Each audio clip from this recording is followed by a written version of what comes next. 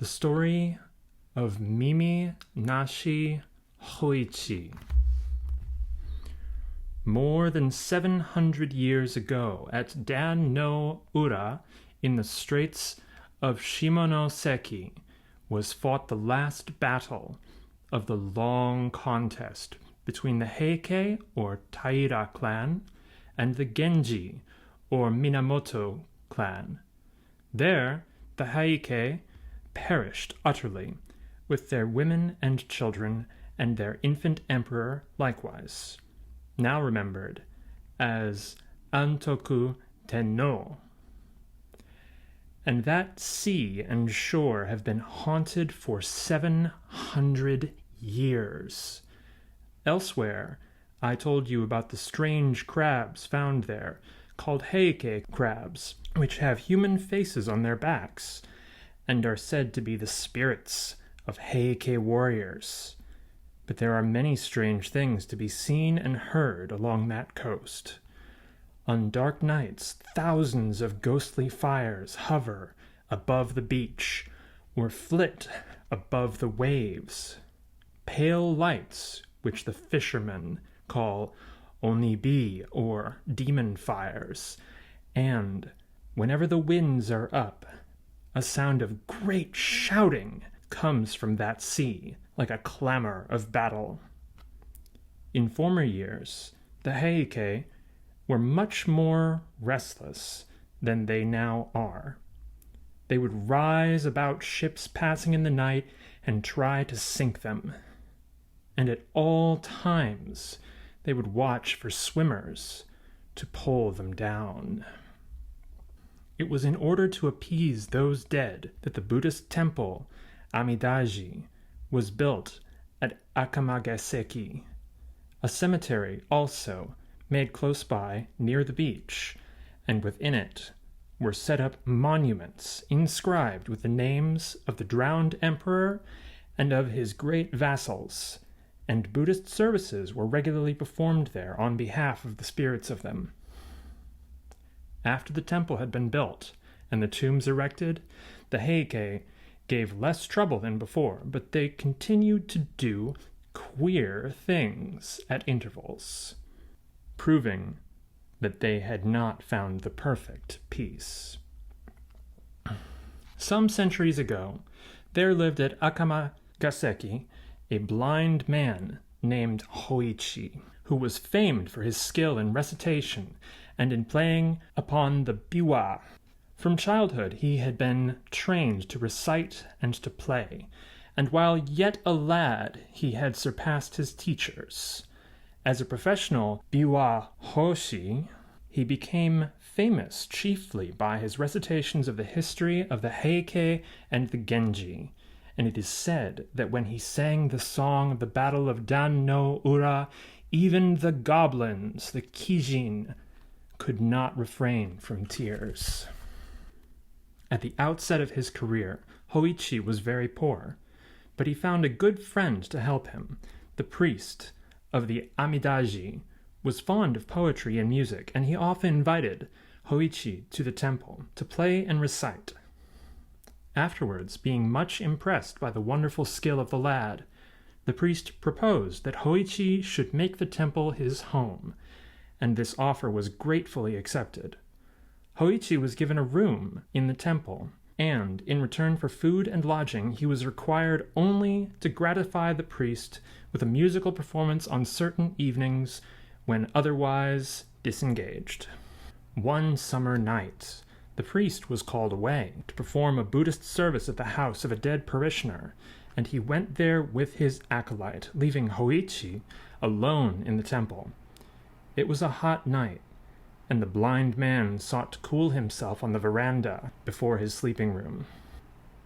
The veranda overlooked a small garden in the rear of the Amidaji. There, Höichi waited for the priest's return and tried to relieve his solitude by practicing upon his biwa. Midnight passed, and the priest did not appear, but the atmosphere was still too warm for comfort within doors, and Höichi remained outside. At last he heard steps approaching from the back gate. Somebody crossed the garden, advanced to the veranda, and halted directly in front of him. But it was not the priest. A deep voice called the blind man's name, abruptly and unceremoniously, in the manner of a samurai summoning an inferior. "Höichi!" Höichi was much too startled for the moment to respond, and the voice was called again in a tone of harsh command. "Höichi!" "Hi!" answered the blind man, frightened by the menace in the voice. "I am blind. I cannot know who calls." "There is nothing to fear," the stranger exclaimed, speaking more gently. "I am stopping near this temple, and have been sent to you with a message. My present lord, a person of exceedingly high rank, is now staying in Akamagaseki with many noble attendants. He wished to view the scene of the battle of Dan no Ura, and today he visited that place. Having heard of your skill in reciting the story of the battle, he now desires to hear your performance, so that you will take your biwa and come with me at once to the house where the august assembly is waiting." In those times, the order of a samurai was not to be taken lightly. Höichi donned his sandals, took his biwa, and went away with the stranger, who guided him deftly, but obliged him to walk very fast.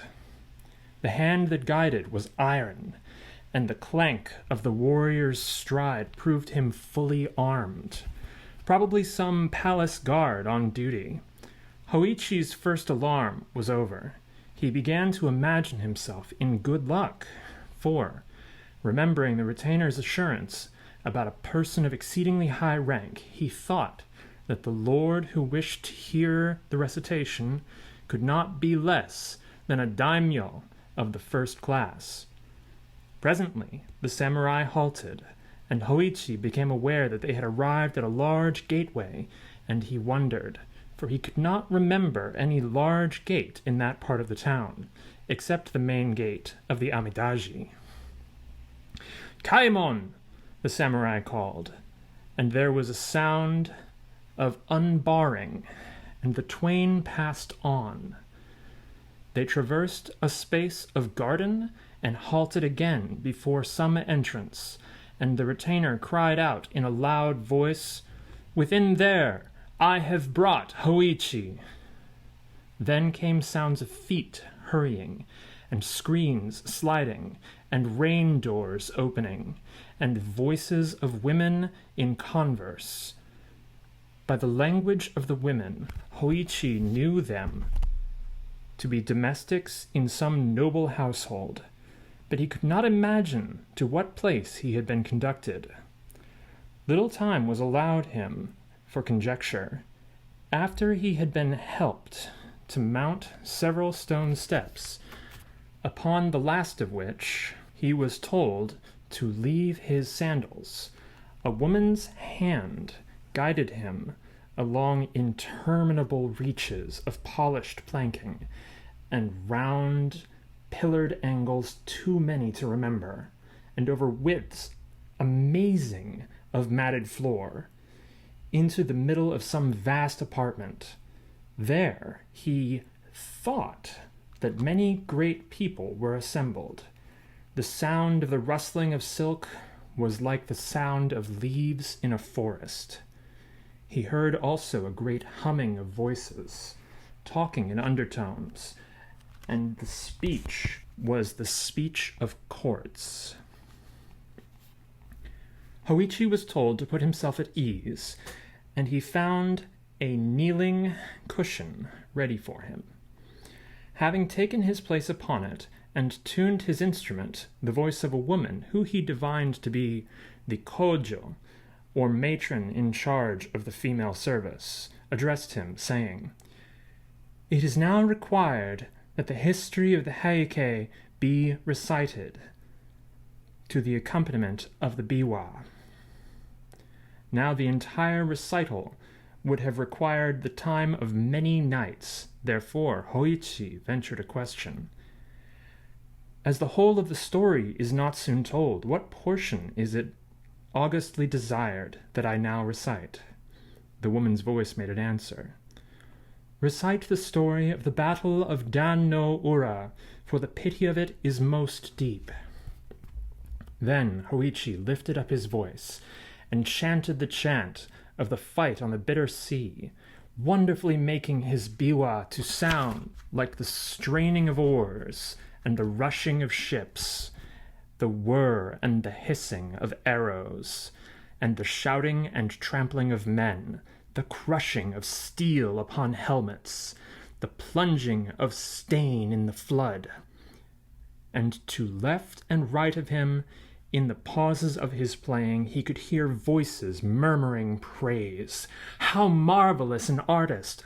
Never in our own province was playing heard like this. Not in all the empire is there another singer like Höichi. Then fresh courage came to him, and he played and sang yet better than before, and a hush of wonder deepened about him. But when at last he came to tell the fate of the fair and helpless, the piteous perishing of the women and children, and the death leap of Ni no Ama with the imperial infant in her arms, then all the listeners uttered together one long, long, shuddering cry of anguish. And thereafter they wept and wailed so loudly and so wildly that the blind man was frightened by the violence and grief that he had made. For much time the sobbing and wailing continued, but gradually the sounds of lamentation died away, and again, in the great stillness that followed, Höichi heard the voice of the woman whom he supposed to be the Rojo. She said, "Although we have been assured that you were a very skillful player upon the biwa, and without an equal in recitative, we did not know that any one could be so skillful as you have proved yourself tonight. Our Lord has been pleased to say that he intends to bestow upon you a fitting reward, but he desires that you shall perform before him once every night for the next 6 nights, after which time he will probably make his August return journey. Tomorrow night, therefore, you are to come here at the same hour. The retainer who tonight conducted you will be sent for you. There is another matter about which I have been ordered to inform you. It is required that you shall speak to no one of your visits here. During the time of our Lord's August sojourn in Akamagaseki, as he is traveling incognito, he commands that no mention of these things be made. You are now free to go back to your temple." After Höichi had duly expressed his thanks, a woman's hand conducted him to the entrance of the house, where the same retainer who had before guided him was waiting to take him home. The retainer led him to the veranda at the rear of the temple, and there bade him farewell.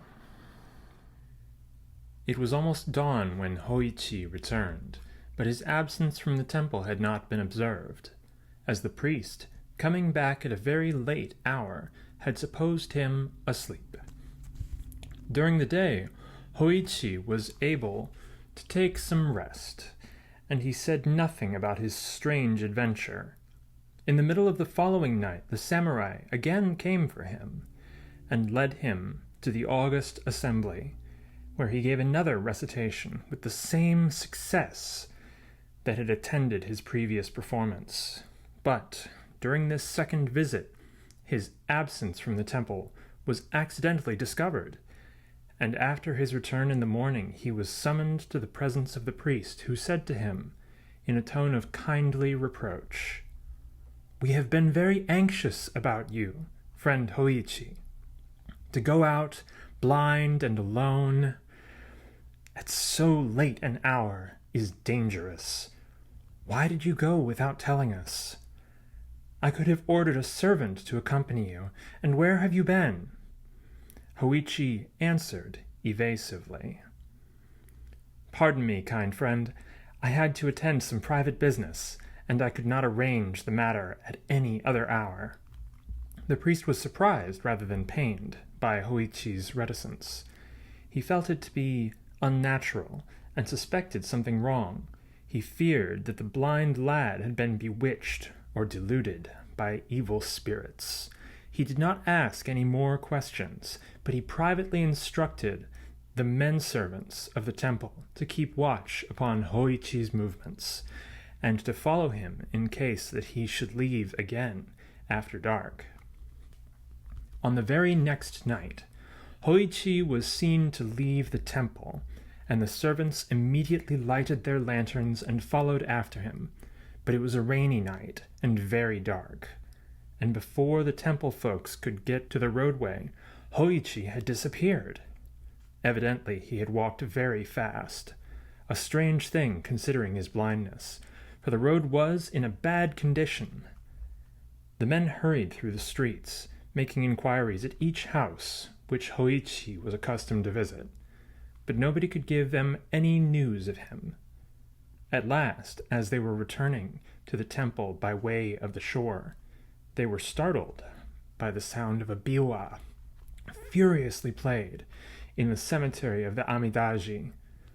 Except for some ghostly fires, such as usually flitted there on dark nights, all was blackness in that direction. But the men at once hastened to the cemetery, and there, by the help of their lanterns, they discovered Höichi sitting alone in the rain before the memorial tomb of Antoku Tenno, making his biwa resound and loudly chanting the chant of the Battle of Dan-no-ura. And behind him, and about him, and everywhere above the tombs, the fires of the dead were burning like candles. Never before had so great a host of Onibi appeared in the sight of mortal man. "Höichi-san! Höichi-san!" the servants cried. "You are bewitched! Höichi-san!" But the blind man did not seem to hear. Strenuously he made his biwa to rattle and ring and clang.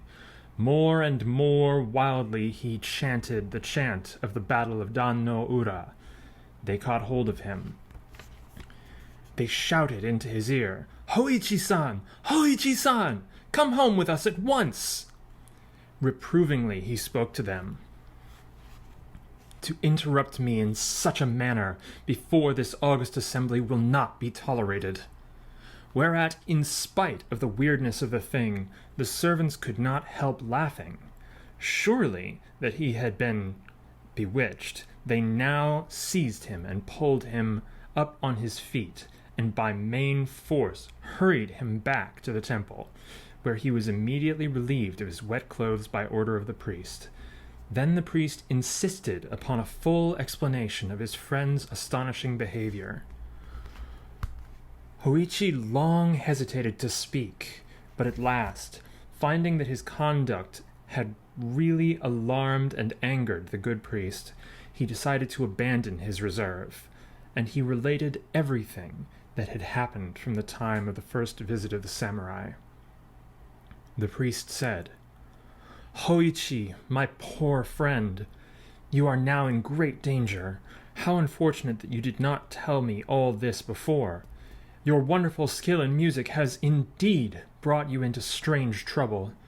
By this time, you must be aware that you have not been visiting any house whatsoever, but have been passing your nights in the cemetery among the tombs of the Heike, and it was before the memorial tomb of Antoku Tenno that our people tonight found you sitting in the rain. All that you have been imagining was illusions, except the calling of the dead. By once obeying them, you have put yourself in their power. If you obey them again, after what has already occurred, they will tear you into pieces. But they would have destroyed you sooner or later in any event. Now I shall not be able to remain with you tonight. I am called away to perform another service, but before I go, it will be necessary to protect your body by writing holy texts upon it." Before sundown, the priest and his acolyte stripped Höichi. Then, with their writing brushes, they traced upon his breast and back, head and face and neck, limbs and hands and feet, even upon the soles of his feet and upon all parts of his body, the text of the Holy Sutra called Hanya Shin-kyo. When this had been done, the priest instructed Höichi, saying, "Tonight, as soon as I go away, you must seat yourself on the veranda and wait. You will be called, but whatever may happen, do not answer, and do not move. Say nothing and sit still, as if meditating. If you stir or make any noise, you will be torn asunder. Do not get frightened, and do not think of calling for help, because no help could save you. If you do exactly as I tell you, the danger will pass, and you will have nothing more to fear." After dark, the priest and the acolyte went away, and Höichi seated himself on the veranda, according to the instructions given him. He laid his biwa on the planking beside him, and, assuming the attitude of meditation, remained quite still, taking care not to cough or to breathe audibly. For hours he stayed thus. Then, from the roadway, he heard the steps coming.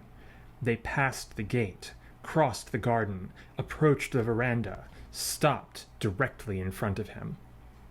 "Höichi!" the deep voice called, but the blind man held his breath and sat motionless. "Höichi!" grimly called the voice a second time, then a third time, savagely. "Höichi!" Höichi remained as still as a stone, and the voice grumbled. "No answer! That won't do! Must see where the fellow is." There was a noise of heavy feet mounting upon the veranda. The feet approached deliberately, halted beside him, then, for long minutes, during which Höichi felt his whole body shake, to the beating of his heart, there was dead silence.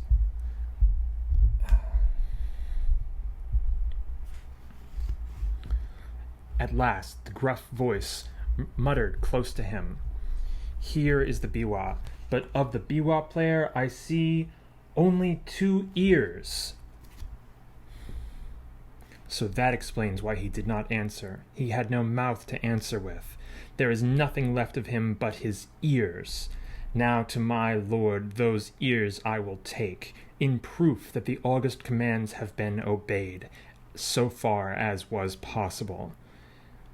At that instant, Höichi felt his ears gripped by fingers of iron and torn off. Great as the pain was, he gave no cry.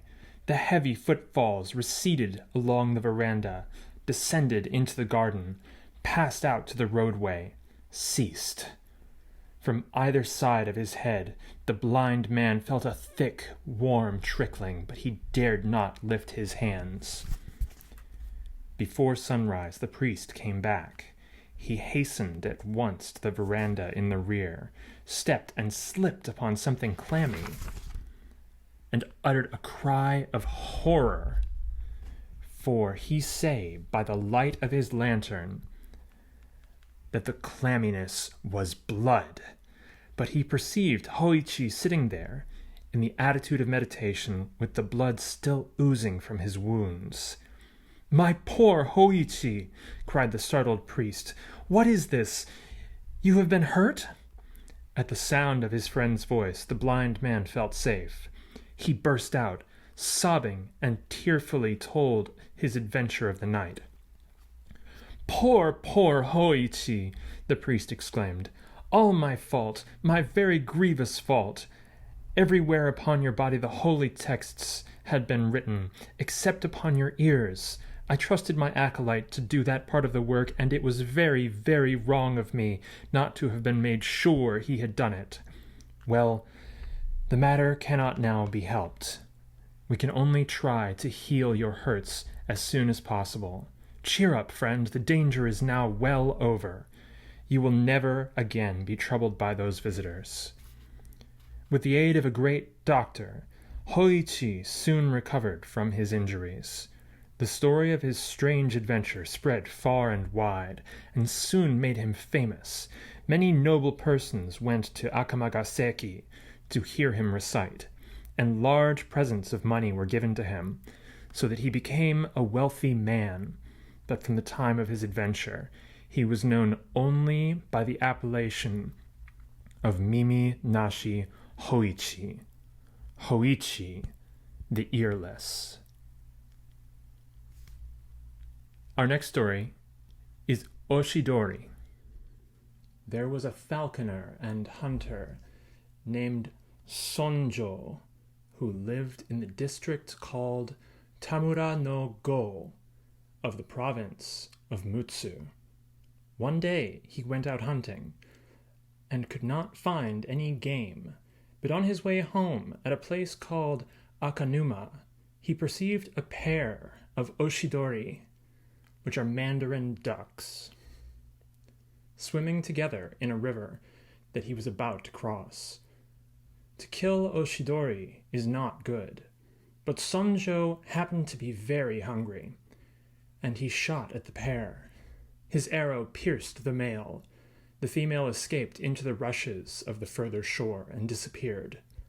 Sonjo took the dead bird home and cooked it. That night, he dreamed a dreary dream.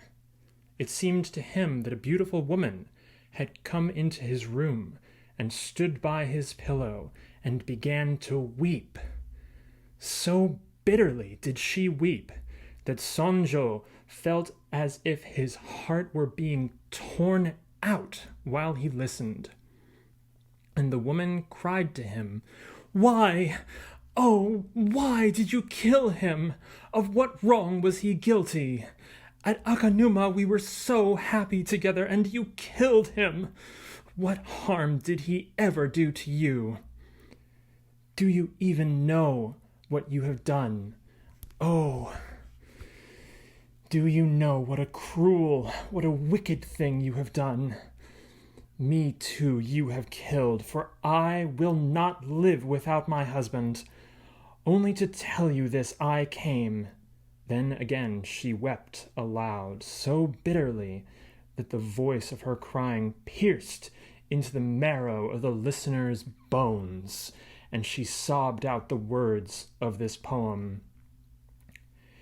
Hikurureba sasoeshi mono wo Akanuma no makomo no kure no hitori ne zo uki. Translation: At the coming of twilight, I invited him to return with me. Now to sleep alone in the shadow of the rushes of Akanuma. Ah, what misery unspeakable! And after having uttered these verses, she exclaimed, "Ah, you do not know, you cannot know what you have done. But tomorrow, when you go to Akanuma, you will see. So saying and weeping very piteously, she went away. When Sonjo awoke in the morning, this dream remained so vivid in his mind that he was greatly troubled. He remembered the words, "But tomorrow, when you go to Akanuma, you will see. And he resolved to go there at once, that he might learn whether his dream was anything more than a dream. So he went to Akanuma, and there, when he came to the river bank, he saw the female Oshidori swimming alone. In the same moment, the bird perceived Sonjo, but instead of trying to escape, she swam straight towards him, looking at him the while in a strange, fixed way. Then, with her beak, she suddenly tore open her own body and died before the hunter's eyes. Sonjo shaved his head and became a priest. A long time ago, in the town of Niigata, in the province of Echizen, there lived a man named Nagao Chosei. By the way, the story is called the story of O-tei. Nagao was the son of a physician and was educated for his father's profession.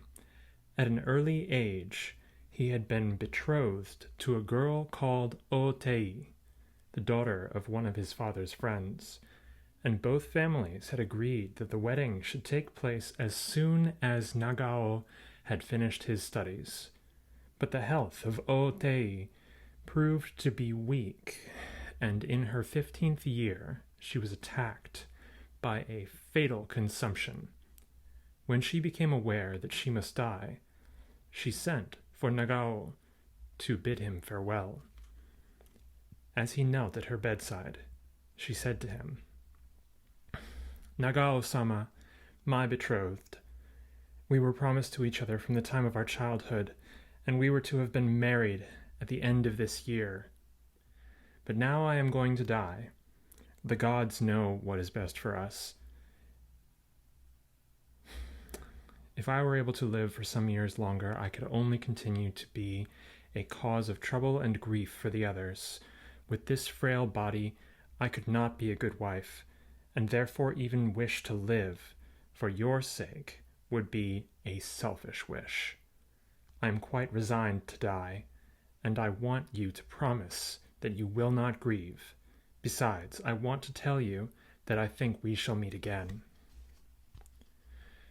"Indeed we shall meet again," Nagao answered earnestly, "and in that pure land there will be no pain of separation." "Nay, nay," she responded softly, "I mean not the pure land. I believe that we are destined to meet again in this world, although I shall be buried tomorrow." Nagao looked at her wonderingly, and saw her smile at his wonder. She continued in her gentle, dreamy voice, "Yes, I mean in this world, in your present life, Nagao-sama, providing, indeed, that you wish it. Only, for this thing to happen, I must again be born a girl and grow up to womanhood, so you would have to wait 15, 16 years. That is a long time, but my promised husband, you are now only 19 years old."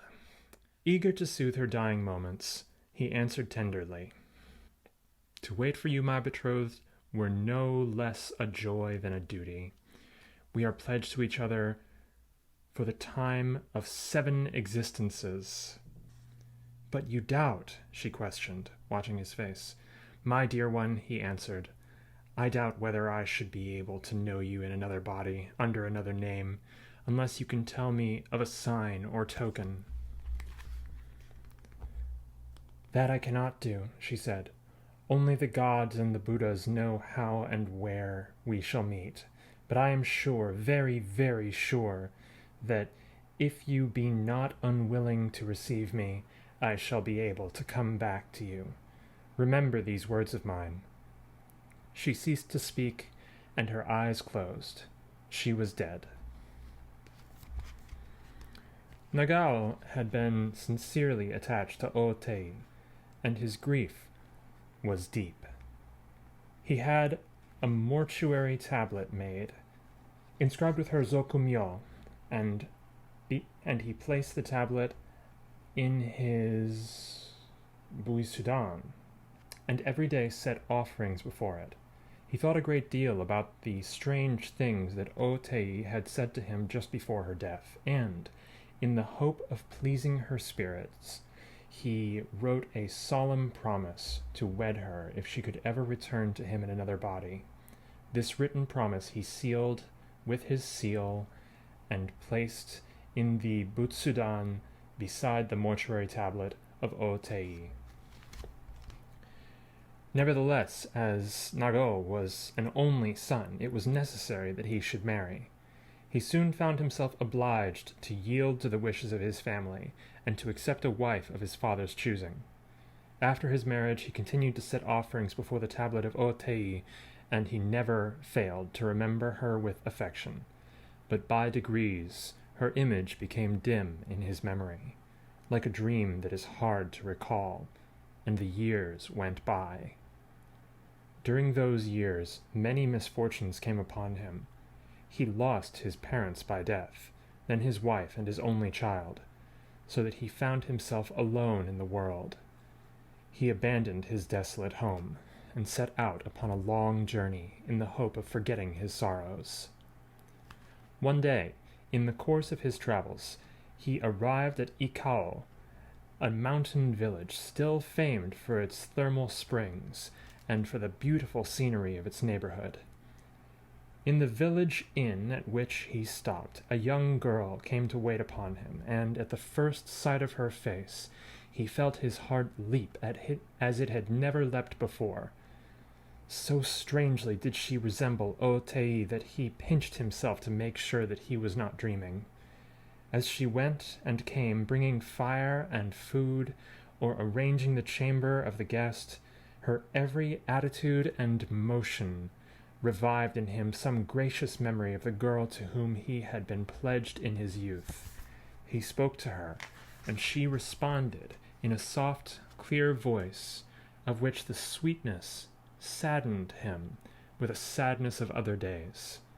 Then, in great wonder, he questioned her, saying, "Elder sister," which in this context, yes, young unmarried women were at the time likely addressed as One-san. So, elder sister, so much do you look like a person whom I knew long ago, that I was startled when you first entered this room. Pardon me, therefore, for asking, what is your native place, and what is your name? Immediately, and in the unforgotten voice of the dead, she thus made answer, "My name is O-tei, and you are Nagao Chosei of Echigo, my promised husband. 17 years ago I died in Niigata. Then you made in writing a promise to marry me if ever I come back to this world in the body of a woman, and you sealed that written promise with your seal and put it in your butsudan beside the tablet inscribed with my name, and therefore I came back." As she uttered these last words, she fell unconscious. Nagao married her, and the marriage was a happy one, but at no time afterwards could she remember what she had told him in answer to his question at Ikao. Neither could she remember anything of her previous existence. The recollection of her former birth, mysteriously kindled at the moment of that meeting, had again become obscured, and so thereafter remained. The next story is called Uba Zakura. Uba Zakura. 300 years ago, in the village of Asamimura, in the district called Onsengori, in the province of Iyo, there lived a good man named Tokubei. This Tokubei was the richest person in the district and the muraosa, or headman, of the village. In most matters he was fortunate, but he reached the age of 40 without knowing the happiness of becoming a father. Therefore he and his wife, in the affliction of their childlessness, addressed many prayers to divinity Fudo Myo O, who had a famous temple called Saihoji in Asamimura. At last their prayers were heard, and the wife of Tokubei gave birth to a daughter. The child was very pretty, and she received the name Tsuyu. As the mother's milk was deficient, a milk nurse called O-sode was hired for the little one. O-tsuyu grew up to be a very beautiful girl, but at the age of 15 she fell sick, and the doctors thought that she was going to die. In that time, the nurse, O-sode, who loved O-tsuyu with a real mother's love, went to the temple Saihoji and fervently prayed to Fudo-sama on behalf of the girl. Every day for 21 days she went to the temple and prayed, and at the end of that time O-tsuyu suddenly and completely recovered. Then there was great rejoicing in the house of Tokubei, and he gave a feast to all his friends in celebration of the happy event. But on the night of the feast, the nurse, O-sode, had suddenly taken ill, and on the following morning the doctor who had been summoned to attend her announced that she was dying. Then the family, in great sorrow, gathered about her bed to bid her farewell, but she said to them there, "It is time that I should tell you something which you do not know. My prayer has been heard. I besought Fudo-sama that I might be permitted to die in the place of O-tsuyu, and this great favor has been granted me. Therefore, you must not grieve about my death, but I have one request to make. I promised Fudo-sama that I would have a cherry tree planted in the garden of Saihoji for a thank-you offering and a commemoration. Now I shall not be able to plant myself the tree there, so I must beg that you will fulfill that vow for me. Goodbye, dear friends, and remember that I was happy to die for O-tsuyu's sake." After the funeral of O-sode, a young cherry tree, the finest that could be found, was planted in the garden of Saihoji by the parents of O-tsuyu. The tree grew and flourished, and on the 16th day of the 2nd month of the following year, the anniversary of O-sode's death, it blossomed in a wonderful way. So it continued to blossom for 254 years, always upon the 16th day of the 2nd month. And its flowers, pink and white, were like the nipples of a woman's breasts, bedewed with milk, and the people called it Uba Zakura, the cherry tree of the milk nurse. Diplomacy. It has been ordered that the execution should take place in the garden of Yashiki. So the man was taken there and made to kneel down in a wide sanded space, crossed by a line of tobiishi, or stepping stones, such as you may still see in Japanese landscape gardens. His arms were bound behind him. Retainers brought water in their buckets, and rice bags filled with pebbles, and they packed the rice bags round the kneeling man, so wedging him in that he could not move. The master came and observed the arrangements. He found them satisfactory and made no remarks. Suddenly, the condemned man cried out to him, "Honored sir, the fault for which I have been doomed I did not wittingly commit. It was only my very great stupidity which caused the fault. Having been born stupid, by reason of my karma, I could not help making mistakes. But to kill a man for being stupid is wrong, and that wrong will be repaid. So surely as you kill me, so surely shall I be avenged. Out of the resentment that you provoke will come the vengeance, and evil will be rendered for evil. If any person be killed while feeling strong resentment, the ghost of that person will be able to take vengeance upon the killer." This the samurai knew. He replied very gently, almost caressingly, "We shall allow you to frighten us as much as you please after you are dead. But it is difficult to believe that you mean what you say. Will you try to give us some sign of your great resentment after your head has been cut off?" "Assuredly I will," answered the man. "Very well," said the samurai, drawing his long sword. "I am now going to cut off your head." Directly in front of you, there is a stepping stone. After your head has been cut off, try to bite the stepping stone. If your angry ghost can help you do that, some of us may be frightened. Will you try to bite the stone?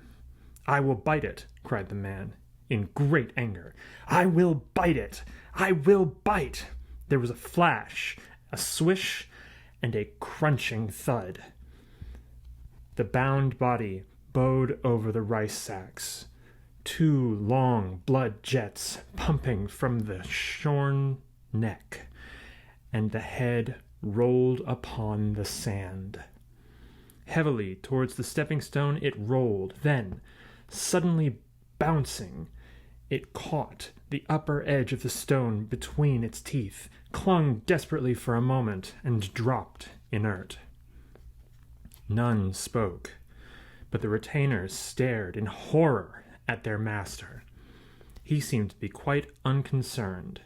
He merely held out his sword to the nearest attendant, who, with a wooden dipper, poured water over the blade from half to point, and then carefully wiped the steel several times with sheets of soft paper, and thus ended the ceremonial part of the incident. For months thereafter, the retainers and the domestics lived in ceaseless fear of ghostly visitation.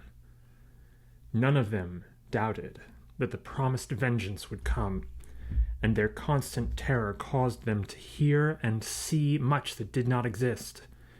They became afraid of the sound of the wind in the bamboo, afraid even of the stirring of the shadows in the garden.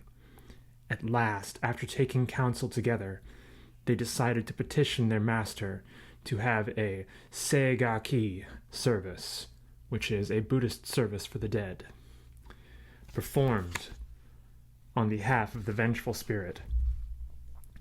Quite unnecessary, the samurai said, when his chief retainer had uttered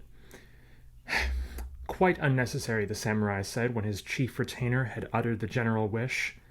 I understand that the desire of a dying man for revenge may cause fear, but in this case there is nothing to fear.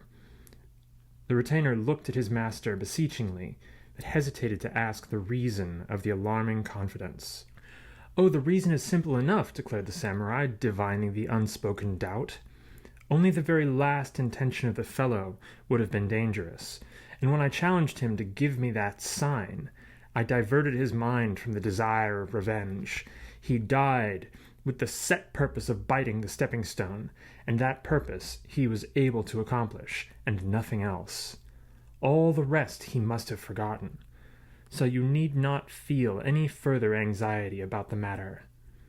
And indeed the dead man gave no more trouble. Nothing at all happened.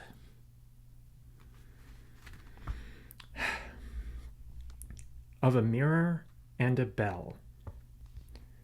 8 centuries ago, the priests of Mugenyama in the province of Totomi wanted a big bell for their temple, and they asked the women of their parish to help them by contributing old bronze mirrors for bell metal. Even today, this is parenthetical. Even today, in the courts of certain Japanese temples, you may see heaps of old bronze mirrors contributed for such a purpose. The largest collection of this kind I have ever seen was in the court of a temple of the Jodo sect at Hakata in Kyushu. The mirrors had been given for the making of a bronze statue of Amida, 33 feet high. Close parenthesis. There was at that time a young woman, a farmer's wife, living at Mugenyama, who presented her mirror to the temple to be used for bell metal. But afterwards she much regretted her mirror. She remembered things that her mother had told her about it, and she remembered that it had belonged not only to her mother, but to her mother's mother and grandmother. And she remembered some happy smiles which it had reflected. Of course, if she could have offered the priests a certain sum of money in place of the mirror, she could have asked them to give back her heirloom. But she had not the money necessary. Whenever she went to the temple, she saw her mirror lying in the courtyard behind a railing, among hundreds of other mirrors heaped there together. She knew it by the Sho Chiku Ba in relief on the back of it. Those three fortunate emblems of pine, bamboo, and plum flower, which delighted her baby eyes when her mother first showed her the mirror. She longed for some chance to steal the mirror and hide it, that she might thereafter treasure it always, but the chance did not come, and she became very unhappy. Felt as if she had foolishly given away a part of her life.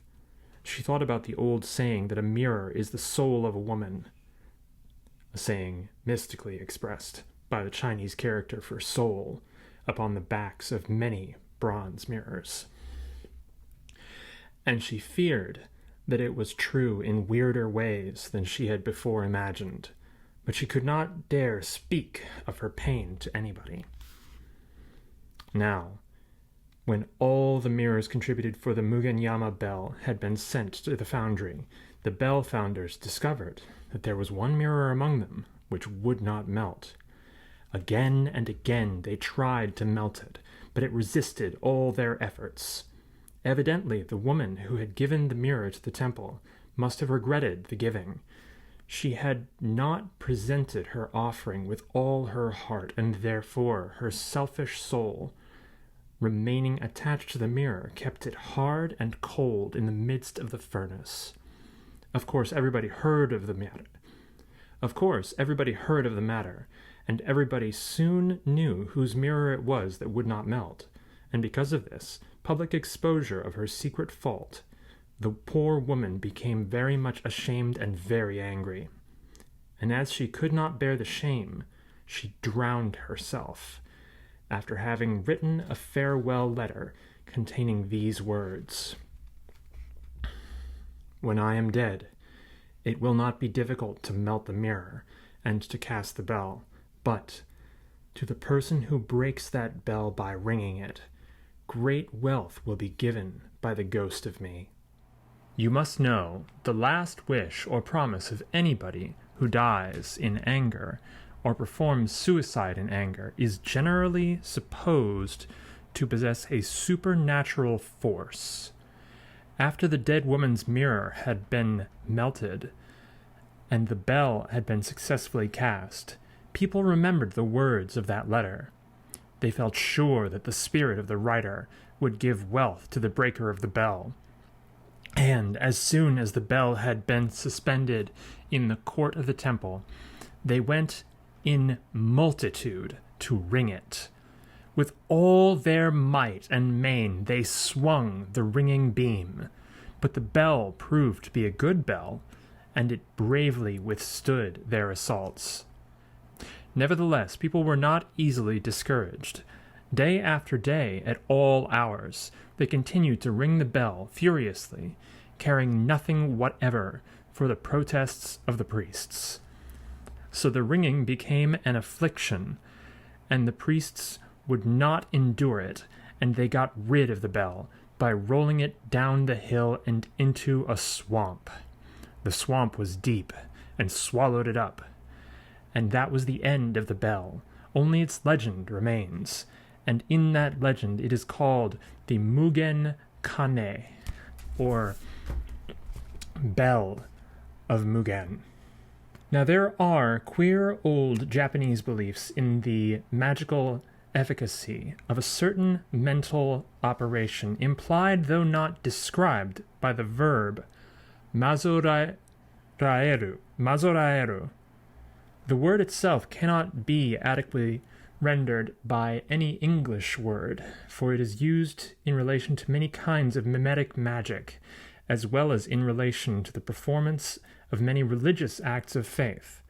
Common meanings of mazoreru, according to dictionaries, are to initiate, to compare, to liken, but the esoteric meaning is to substitute in imagination one object or action for another so as to bring about some magical or miraculous result.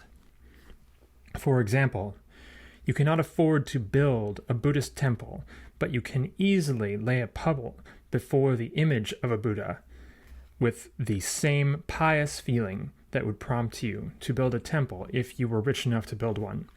The merit of so offering the pebble becomes equal, or almost equal, to the merit of erecting a temple.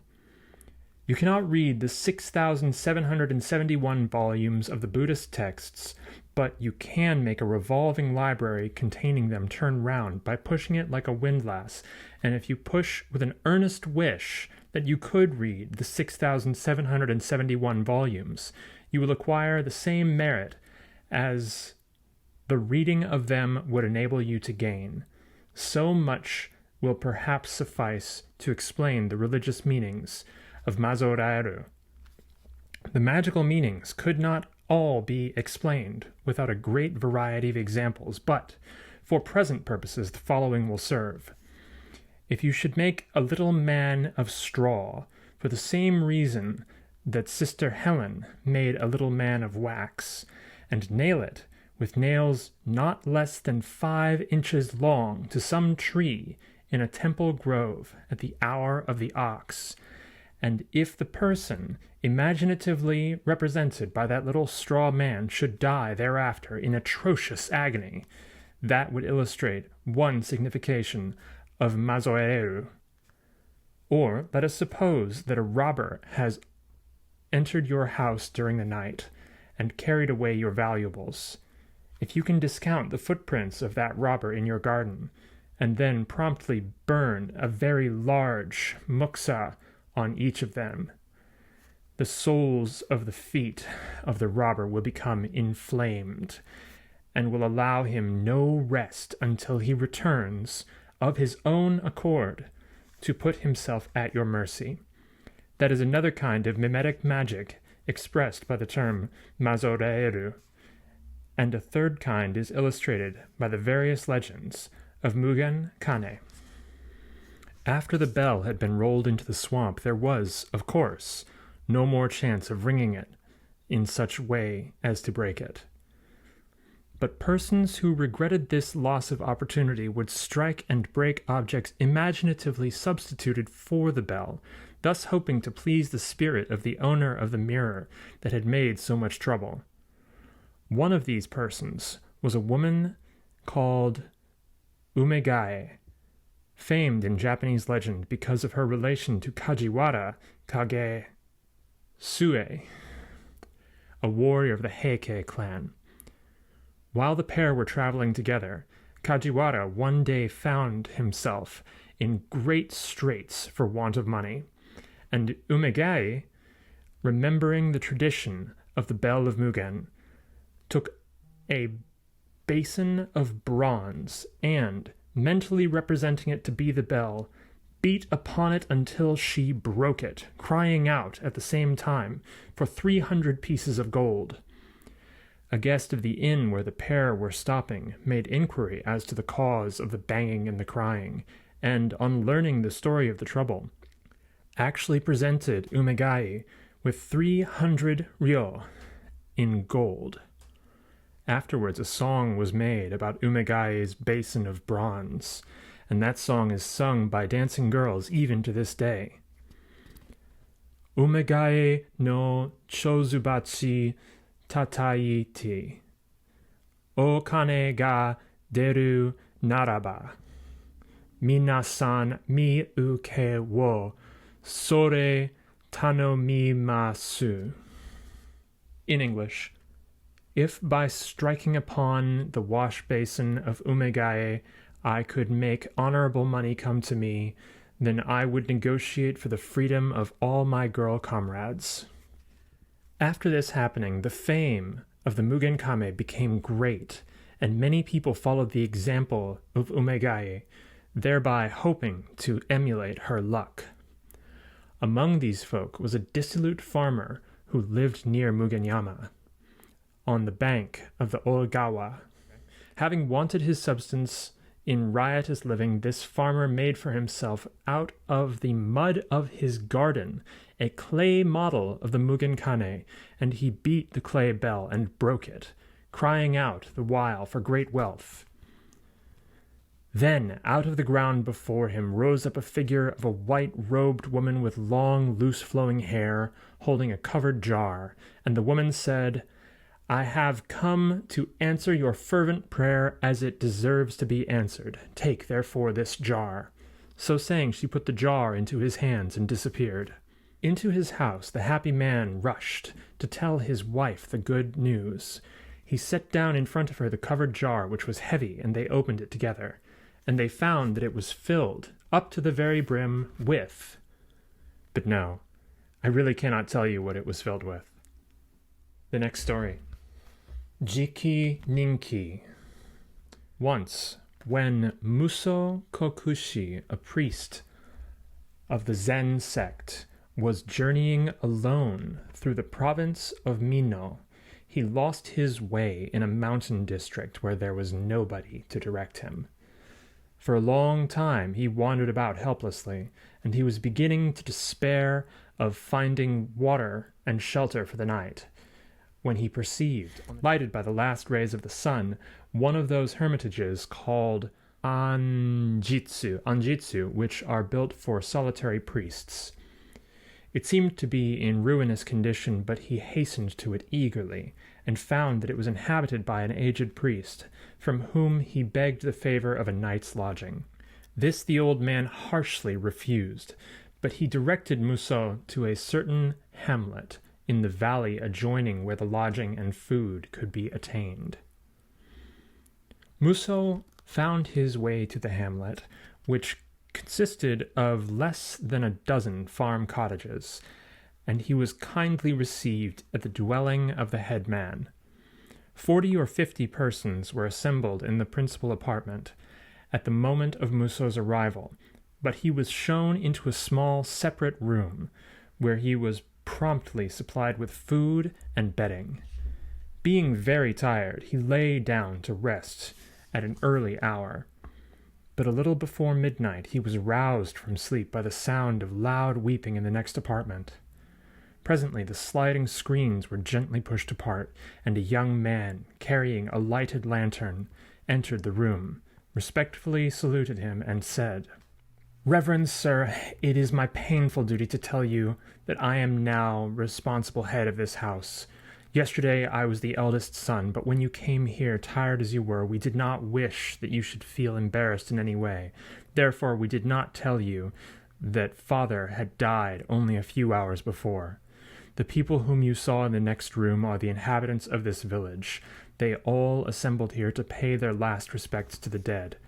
And now they are going to another village about 3 miles off, for by our custom no one of us may remain in this village during the night a death has taken place.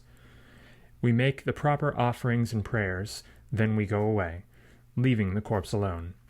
Strange things always happen in the house where the corpse has been left, so we think it better for you to come away with us. We can find you good lodging in the other village, but perhaps, as you are a priest, you have no fear of demons or evil spirits, and if you are not afraid of being left alone with the body, you will be very welcome to use this poor house. However, I must tell you that nobody, except a priest, would dare to remain here tonight." Muso made an answer. "For your kind intention and your generous hospitality, I am deeply grateful. But I am sorry that you did not tell me of your father's death when I came, for though I was a little tired, I certainly was not so tired that I should have found difficulty in doing my duty as a priest. Had you told me, I could have performed the service before your departure. As it is, I shall perform the service after you have gone away, and I shall stay by the body until morning. I do not know what you mean by your words about the danger of staying here alone, but I am not afraid of ghosts or demons. Therefore, please to feel no anxiety on my account." The young man appeared to be rejoiced by these assurances, and expressed his gratitude in fitting words. Then the other members of the family and the folk assembled in the adjoining room, having been told of the priest's kind promises, came to thank him, after which the master of the house said, "Now, reverend sir, much as we regret to leave you alone, we must bid you farewell. By the rule of our village, none of us can stay here after midnight. We beg, kind sir, that you will take every care of your honorable body, while we are unable to attend upon you. And if you happen to hear or see anything strange during our absence, please tell us of the matter when we return in the morning." All then left the house, except the priest, who went to the room where the dead body was lying.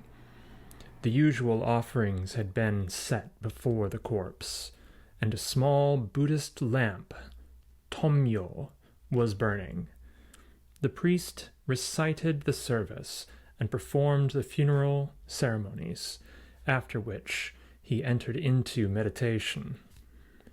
So meditating he remained through several silent hours, and there was no sound in the deserted village. But when the hush of the night was at its deepest, there noiselessly entered a shape, vague and vast, and in the same moment Muso found himself without power to move or speak. He saw that shape lift the corpse, as with hands devour it, more quickly than a cat devours a rat, beginning at the head and eating everything. The hair and the bones and even the shroud, and the monstrous thing, having thus consumed the body, turned to the offerings and ate them also. Then it went away, as mysteriously as it had come. When the villagers returned next morning, they found the priest awaiting them at the door of the headman's dwelling. All in turn saluted him, and when they had entered and looked about the room, no one expressed any surprise at the disappearance of the dead body and the offerings. But the master of the house said to Muso, "Reverend sir, you have probably seen unpleasant things during the night. All of us were anxious about you, but now we are very happy to find you alive and unharmed. Gladly we would have stayed with you, if it had been possible. But the law of our village, as I told you last evening, obliges us to quit our houses after a death takes place and to leave the corpse alone. Whenever this law has been broken, heretofore, some great misfortune has followed. Whenever it is obeyed, we find that the corpse and the offerings disappear during our absence. Perhaps you have seen the cause."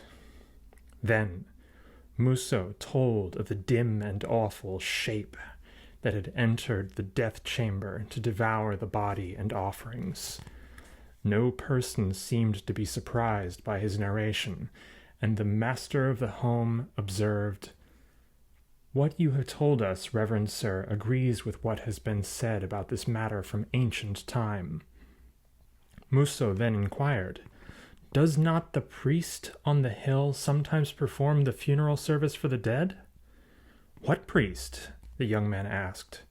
"The priest who yesterday evening directed me to this village," answered Muso.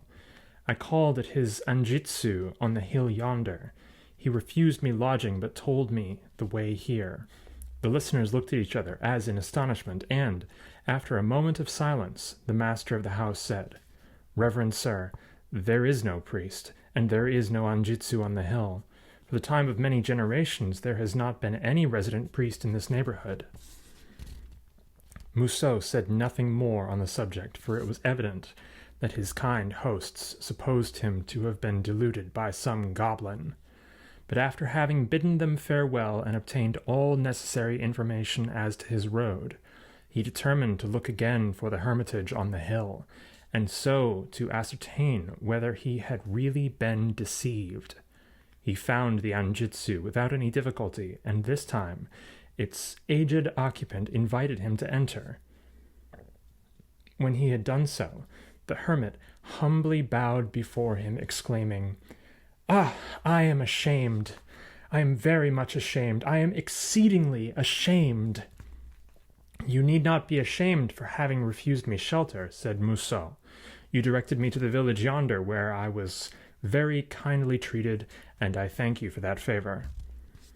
"I can give no man shelter," the recluse made answer, "and it is not for the refusal that I am ashamed. I am ashamed only that you should have seen me in my real shape, for it was I who devoured the corpse and the offerings last night before your eyes. Know, reverend sir, that I am a Jiki-ninki, an eater of human flesh. Have pity upon me and suffer me to confess the secret fault by which I became reduced to this condition. A long, long time ago, I was a priest in this desolate region. There was no other priest for many leagues around, so, in that time, the bodies of the mountain folk who died used to be brought here, sometimes from great distances, in order that I might repeat over them holy service. But I repeated the service and performed the rites only as a matter of business. I thought only of the food and the clothes that my sacred profession enabled me to gain. And because of this selfish impiety, I was reborn, immediately after my death, into the state of a Jiki-ninki. Since then, I have been obliged to feed upon the corpses of people who die in this district. Every one of them I must devour in the way you saw last night. Now, reverend sir, let me beseech you perform a sekagi service for me. Help me by your prayers, I entreat you, so that I may be soon able to escape from this horrible state of existence." No sooner had the hermit uttered his petition than he disappeared, and the hermitage itself also disappeared from the same instant. And Muso Kokushi found himself kneeling alone in the high grass beside an ancient and moss-grown tomb of the form called Go-rin-ishi, which seemed to be the tomb of a priest. Mujina. On the Akasaka Road in Tokyo, there is a slope called Ki no Kunizaka, which means the slope of the province of Kii. I do not know why it is called the slope of the province of Kii. On one side of this slope, you see an ancient moat, deep and very wide, with high green banks rising up to some place of gardens, and on the other side of the road extend the long and lofty walls of an imperial palace. Before the era of street lamps and jinrikishan, this neighborhood was very lonesome after dark, and belated pedestrians would go miles out of their way rather than mount the Ki no Kunizaka alone after sunset. All because of a Mujina that used to walk there, a kind of badger. Certain animals were thought to be able to transform themselves and cause mischief for humans. So, a Mujina is that. The last man who saw the Mujina was an old merchant of the Kyobashi quarter who died about 30 years ago. This is the story as he told it. One night, at a late hour, he was hurrying up the Ki no Kunizaka when he perceived a woman crouching by the moat all alone and weeping bitterly. Fearing that she intended to drown herself, he stopped to offer her any assistance or consolation in his power. She appeared to be a slight and graceful person, handsomely dressed, and her hair was arranged like that of a young girl of good family. "O Jochu," he explained, approaching her. "O Jochu, do not cry like that. Tell me what the trouble is, and if there is any way to be of help to you, I shall be glad to help you." He really meant what he said, for he was a very kind man. But she continued to weep, hiding her face from him with one of her long sleeves. "O Jochu," he said, as gently as he could, Please, please listen to me. This is no place for a young lady at night. Do not cry, I implore you. Only tell me how I may be of some help to you." Slowly she rose up, but turned her back to him, and continued to moan and sob behind her sleeve.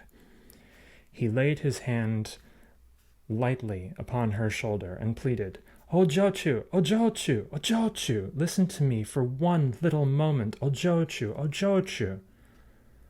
Then that Ojochu turned around and dropped her sleeve and stroked her face with her hand, and the man saw that she had no eyes or nose or mouth, and he screamed and ran away.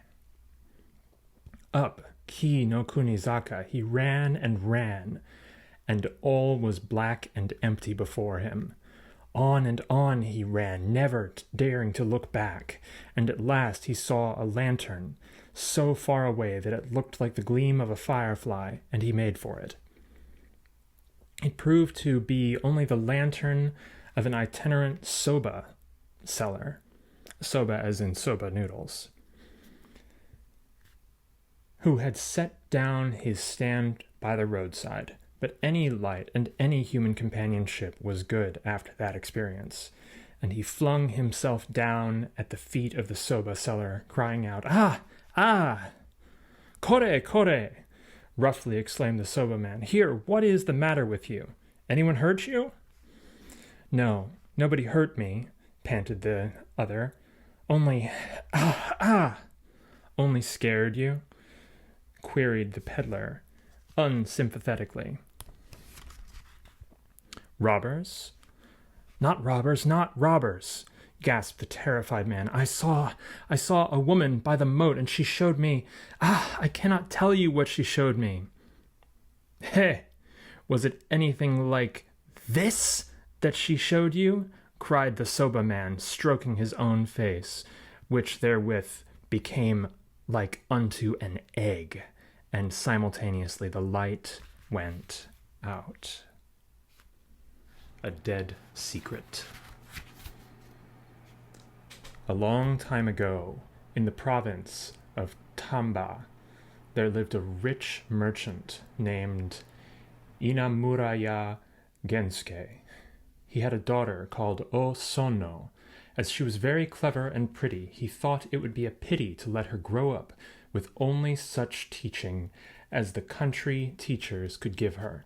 So he sent her, in care of some trusty attendants, to Kyoto, that she might be trained in the polite accomplishments taught to the ladies of the capital.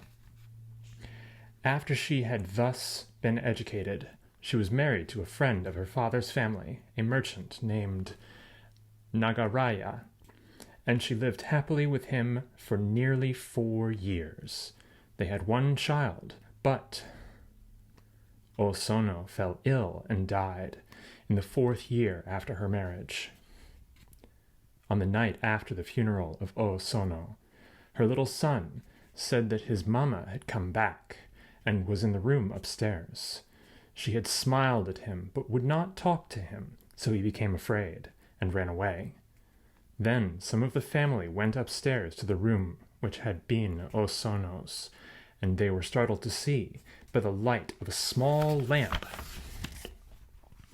which had been kindled before a shrine in that room, the figure of the dead mother. She appeared as if standing in front of a tansu, or chest of drawers, that still contained her ornaments and her wearing apparel. Her head and shoulders could be very distinctly seen, but from the waist downwards the figure thinned into invisibility. It was like an imperfect reflection of her, and transparent as a shadow on water. Then the folk were afraid, and left the room. Below they consulted together, and the mother of O Sono's husband said, "A woman is fond of her small things, and O Sono was very much attached to her belongings. Perhaps she has come back to look for them. Many dead persons will do that, unless the things be given to the parish temple. If we present O Sono's robes and girdles to the temple, her spirit will probably find rest. I was agreed that this should be done as soon as possible. So, on the following morning, the drawers were emptied, and all of O Sono's ornaments and dresses were taken to the temple. But she came back the next night, and looked at the same tansu as before. And she came back also the night following, and the night after that, and every night, and this house became a house of fear. The mother of O Sono's husband went to the parish temple and told the chief priest all that had happened and asked for ghostly counsel. The temple was a Zen temple, and the head priest was a learned old man named Osigen Osho. He said, "There must be something about which she is anxious, in or near that tansu."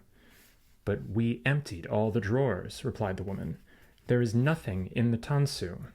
"Well," said Daigen Osho, "tonight I shall go to your house and keep watch in that room, and see what can be done. You must give orders that no person shall enter the room while I am watching unless I call." After sundown, Daigen Osho went to the house and found the room made ready for him. He remained there alone, reading the sutras, and nothing appeared until the hour of the rat. The hour of the rat, according to old Japanese method, reckoning time was the first hour, corresponded to the time between midnight and 2 o'clock in the morning. Okay. The hour of the rat. Then the figure of O Sono suddenly outlined itself in front of the tansu. Her face had a wistful look. She kept her eyes fixed upon the tansu. The priest uttered the holy formula prescribed in such cases, and then, addressing the figure of the kaimyo of O Sono, said, "I have come here in order to help you. Perhaps in that tansu there is something about which you have reason to feel anxious. Shall I try to find it for you?" The shadow appeared to give assent by a slight motion of the head, and the priest, rising, opened the top drawer. It was empty. Successively he opened the second, the third, and the fourth drawer. He searched carefully behind them and beneath them. He carefully examined the interior of the chest. He found nothing, but the figure remained gazing as wistfully as before. "What can she want?" thought the priest. Suddenly it occurred to him that there might be something hidden under the paper with which the drawers were lined. He removed the lining of the inner first drawer. Nothing. He removed the lining of the second and third drawers. Still nothing. But under the lining of the lowermost drawer he found a letter. "Is this the thing about which you have been troubled?" he asked. The shadow of the woman turned toward him, her faint gaze fixed upon the letter. "Shall I burn it for you?" he asked. She bowed before him. "It shall be burned in the temple this very morning," he promised, "and no one shall read it except myself." The figure smiled and vanished. Dawn was breaking as the priest descended the stairs to find the family waiting anxiously below. "Do not be anxious," he said to them. "She will not appear again." And she never did. The letter was burned. It was a love letter written to O Sono in the time of her studies at Kyoto. But the priest knew, only him knew, what was in it, and the secret died with him. Rokuro Kubi. Nearly 500 years ago, there was a samurai named Isogai Haidazemon Taketsura in the service of Lord Kikuji of Kyushu. This Isogai had inherited from many warlike ancestors a natural aptitude for military exercises and extraordinary strength. While yet a boy, he had surpassed his teachers in the art of swordsmanship, in archery, and in the use of the spear, and had displayed all the capabilities of a daring and skillful soldier. Afterwards, in the time of the Aikyo, war. He so distinguished himself that high honors were bestowed upon him. But when the house of Kikuji came to ruin, Isugai found himself without a master. He might then easily have obtained service under another daimyo, but as he had never sought distinction for his own sake alone, and as his heart remained true to his former lord, he preferred to give up the world, so he cut off his hair and became a traveling priest, taking the Buddhist name of Kwairyo. But always, under the koromo of the priest, Kwairyo kept warm within him the heart of the samurai.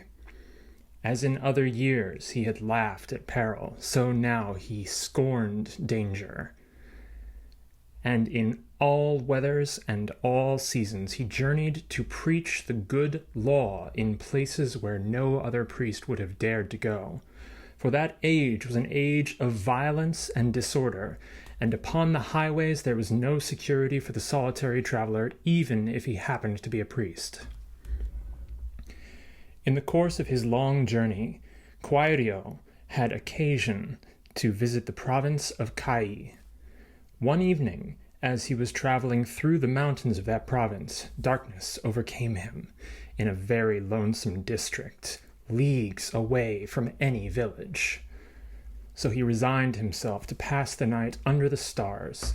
Having found a suitable grassy spot by the roadside, he lay down there and prepared to sleep. He had always welcomed discomfort, and even a bare rock was for him a good bed, when nothing better could be found, and the root of a pine tree an excellent pillow. His body was iron, and he never troubled himself about dews or rain or frost or snow. Scarcely had he laid down when a man came along the road carrying an axe and a great bundle of chopped wood.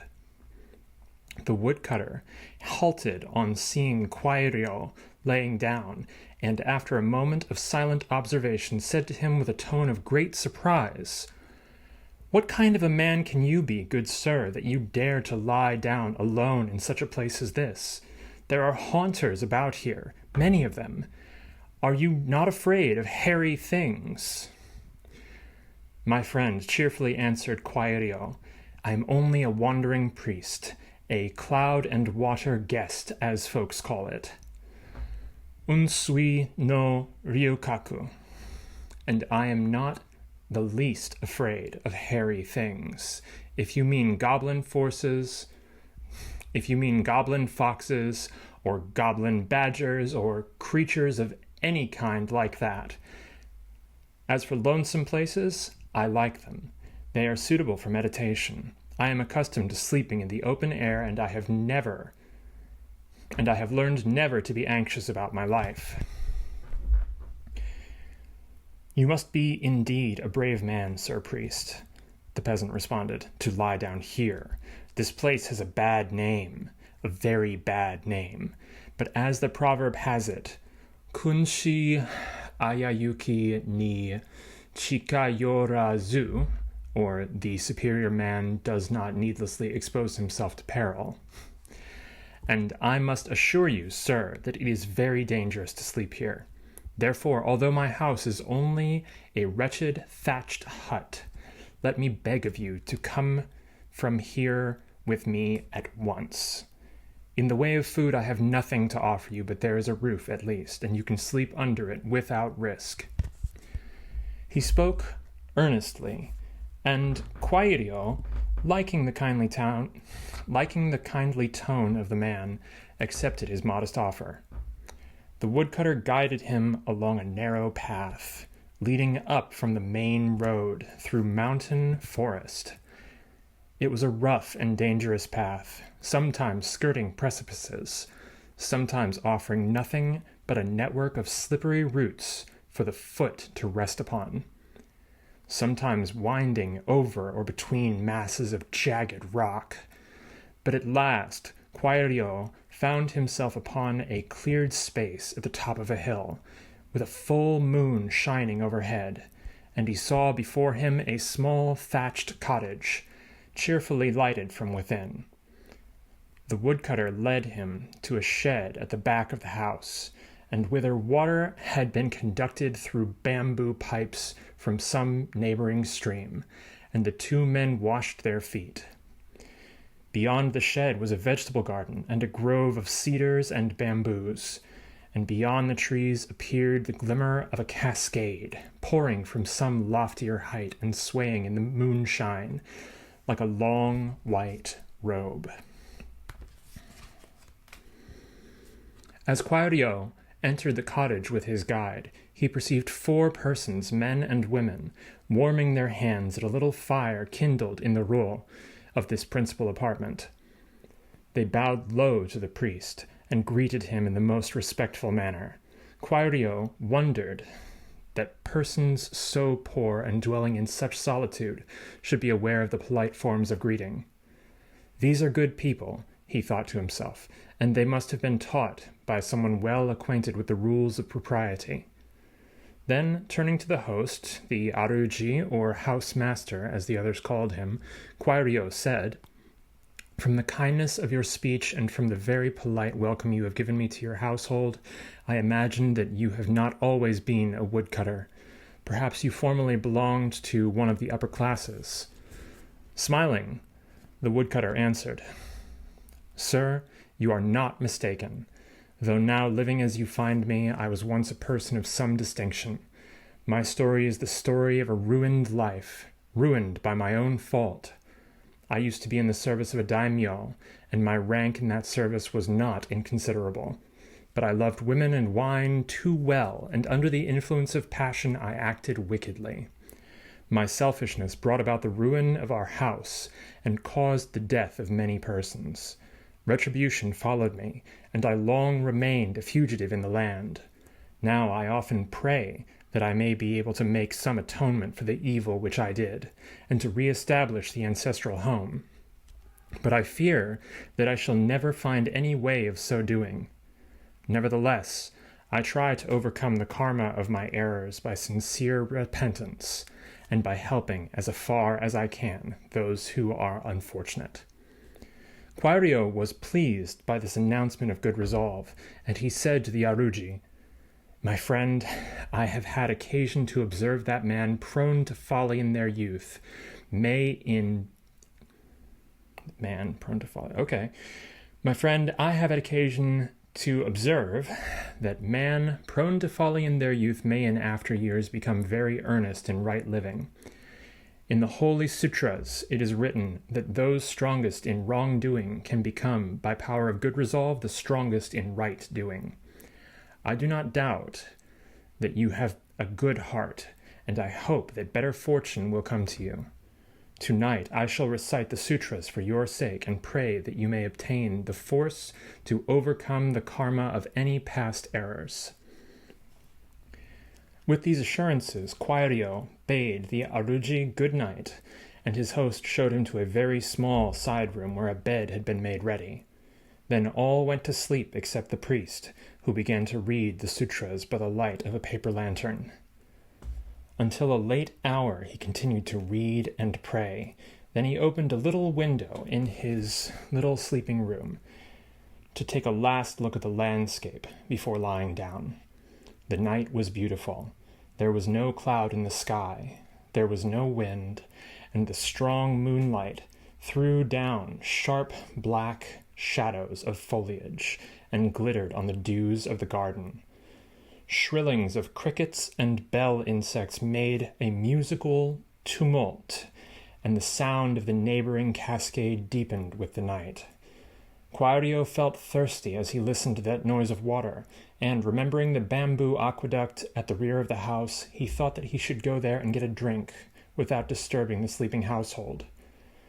Very gently he pushed apart the sliding screens that separated his room from the main apartment, and he saw, by the light of the lantern, 5 recumbent bodies without heads. For one instant he stood, bewildered, imagining a crime, but in another moment he perceived that there was no blood, and that the headless necks did not look as if they had been cut. Then he thought to himself, either this is an illusion made by goblins, or I have been lured into the dwelling of a Rokuro Kubi. In the book of Soshinki, it is written that if one ever find the body of a Rokuro Kubi without its head and remove the body to another place, the head will never be able to join itself back to the neck. And the book further says that when the head comes back and finds the body has been moved, it will strike itself upon the floor 3 times, bounding like a ball, and will pant as in great fear and presently die. Now, if these are Rokuro Kubi, they mean me no good. So I shall be justified in following the instructions of the book. He seized the body of the Aruji by the feet, pulled it to the window, and pushed it out. Then he went to the back door, which he found barred, and he surmised that the heads had made their exit through the smoke hole in the roof, which had been left open. Gently unbarring the door, he made his way to the garden, and proceeded with all possible caution to the grove beyond it. He heard voices talking in the grove, and he went in the direction of the voices, stealing from shadow to shadow, until he reached a good hiding place. Then, from behind a trunk, he caught sight of the heads, all 5 of them, flitting about and chanting as they flitted. They were just talking, chatting as they flitted. They were eating worms and insects which they found on the ground and among the trees. Presently the head of the Aruji stopped eating and said, "Ah, that traveling priest who came tonight, how fat all his body is. When we shall have eaten him, our bellies will be well filled. I was foolish to talk to him as I did. It only set him to reciting the sutras on behalf of my soul. To go near him while he is reciting would be difficult, and we cannot touch him so long as he is praying. But as it is now nearly morning, perhaps he has gone to sleep. Some one of you should go to the house and see what the fellow is doing." Another head, the head of a young woman, immediately rose up and flitted to the house, lightly as a bat. After a few minutes it came back and cried out huskily in a tone of great alarm, "The traveling priest is not in the house, he is gone! But that is not the worst of the matter. He has taken the body of our Aruji, and I do not know where he has put it." At this announcement the head of the Aruji, distinctly visible in the moonlight, assumed a frightful aspect.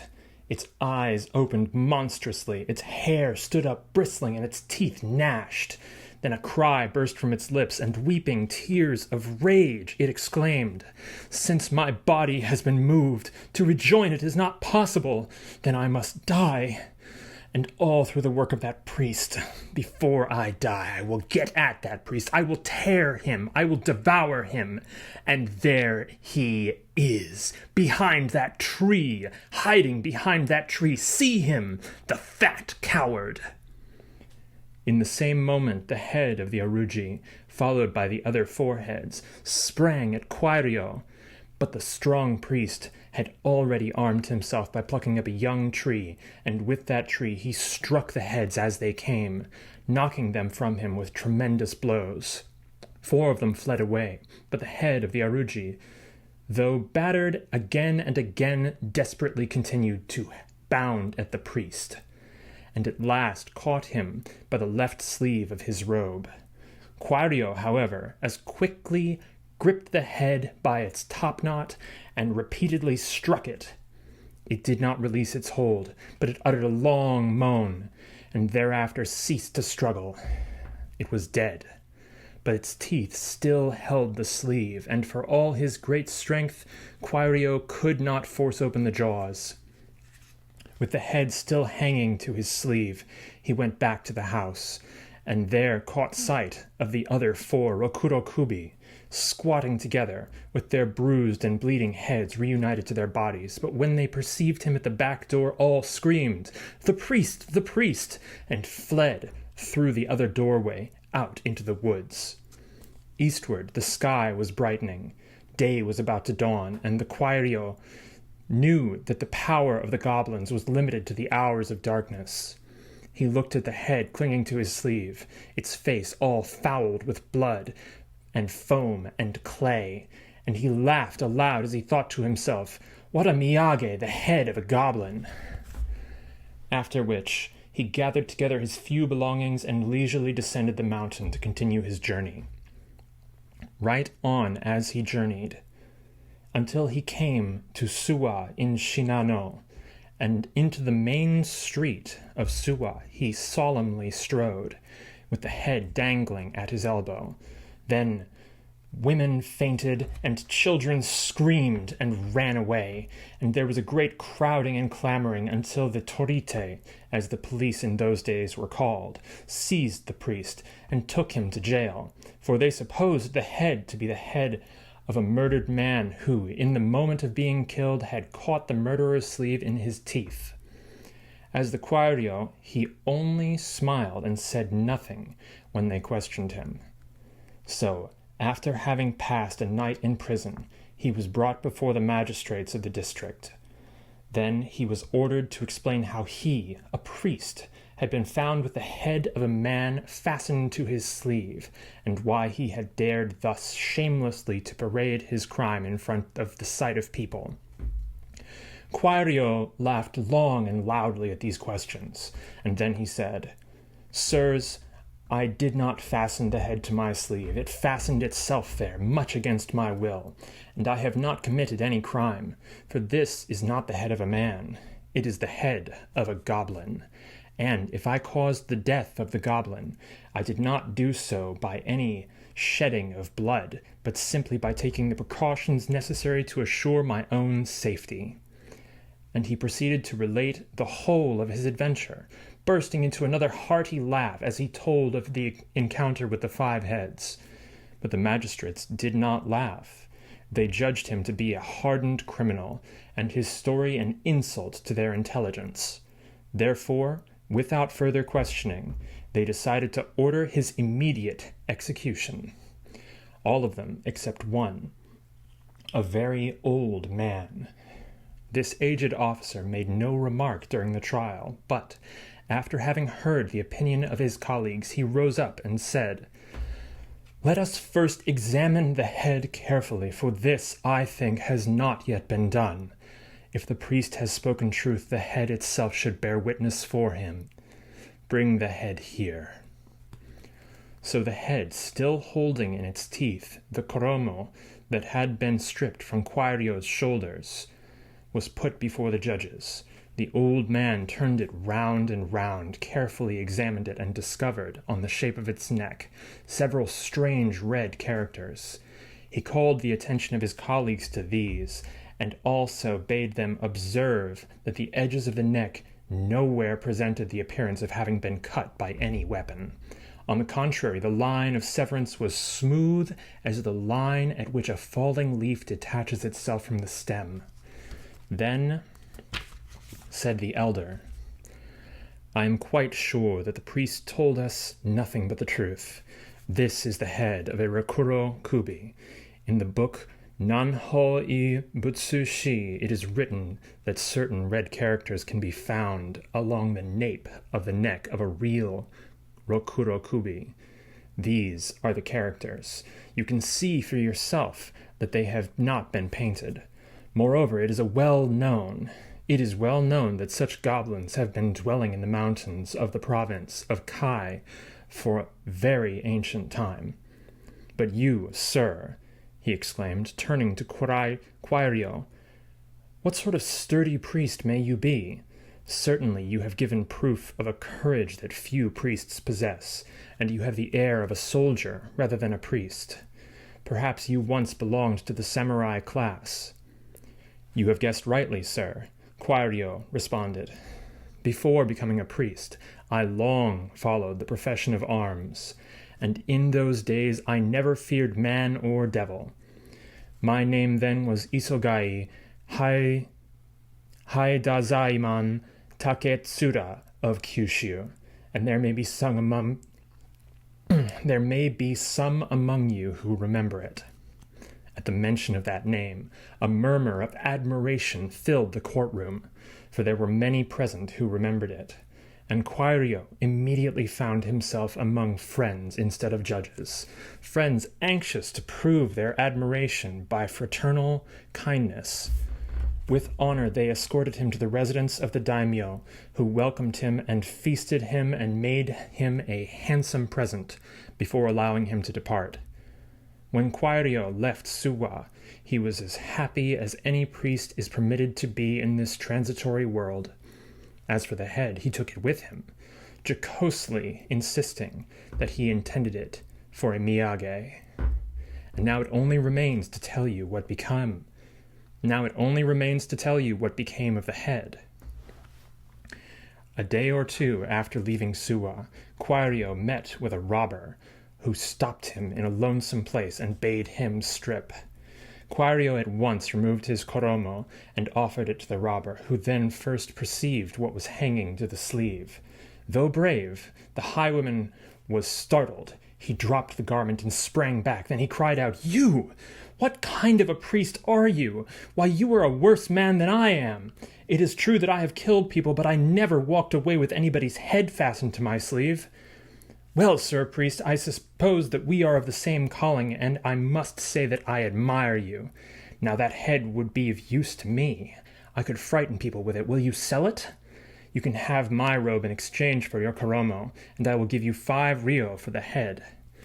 Kwaidan said, "I shall let you have the head and the robe if you insist, but I must tell you that this is not the head of a man. It is a goblin's head.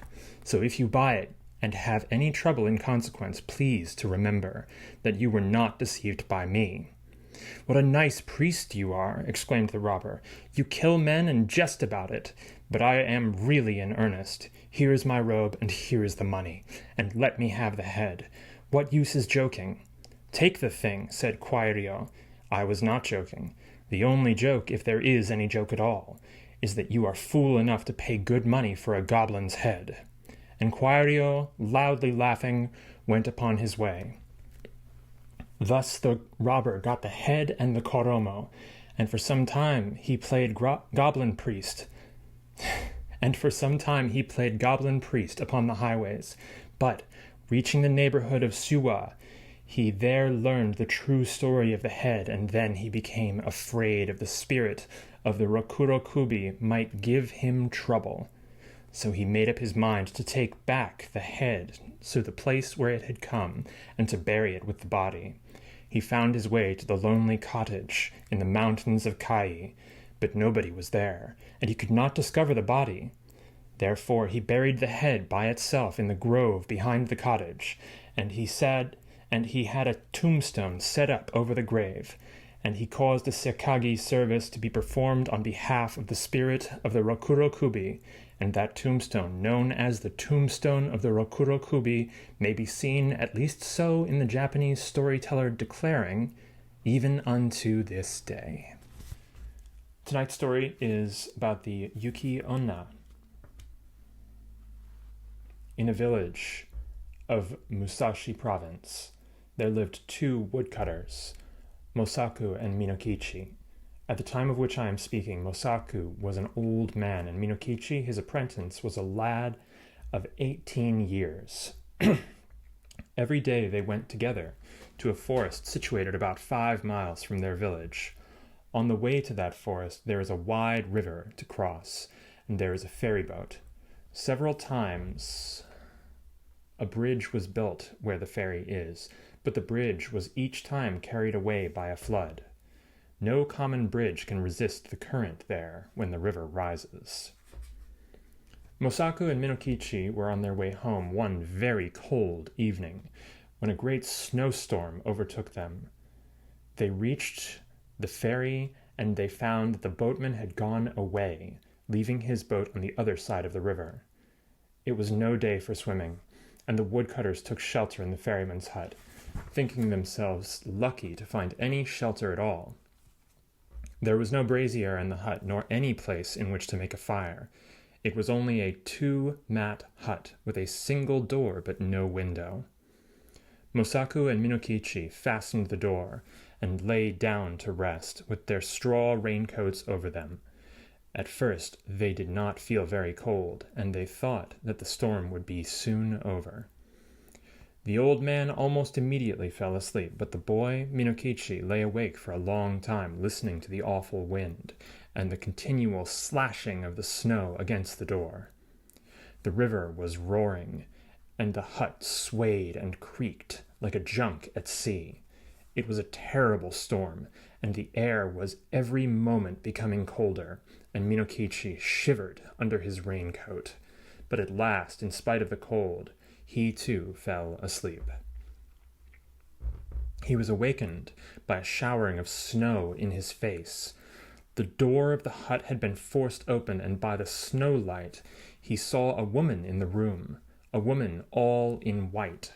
She was bending above Mosaku and blowing her breath upon him, and her breath was like a bright white smoke. Almost in the same moment she turned to Minokichi and stooped over him.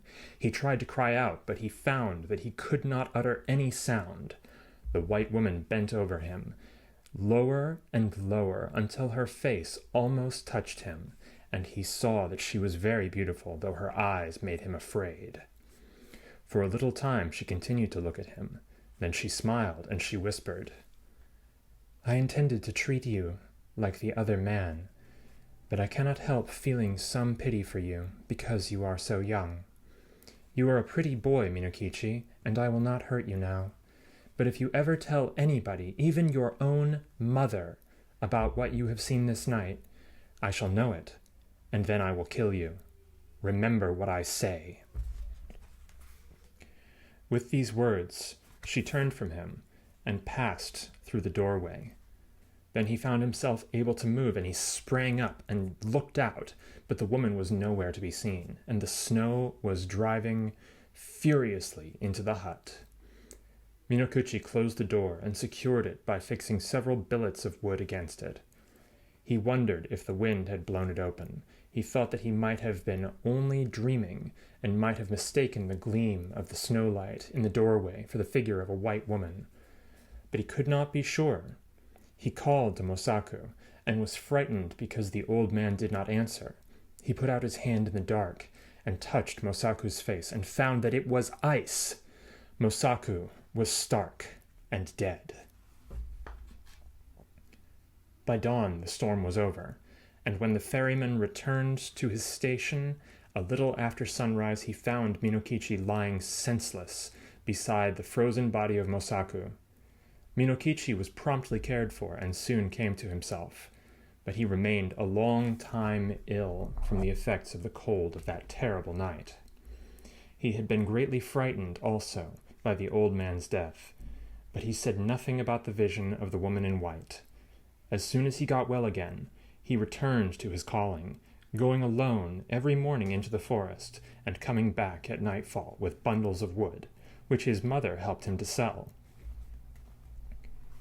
One evening, in the winter of the following year, as he was on the way home, he overtook a girl who happened to be traveling by the same road.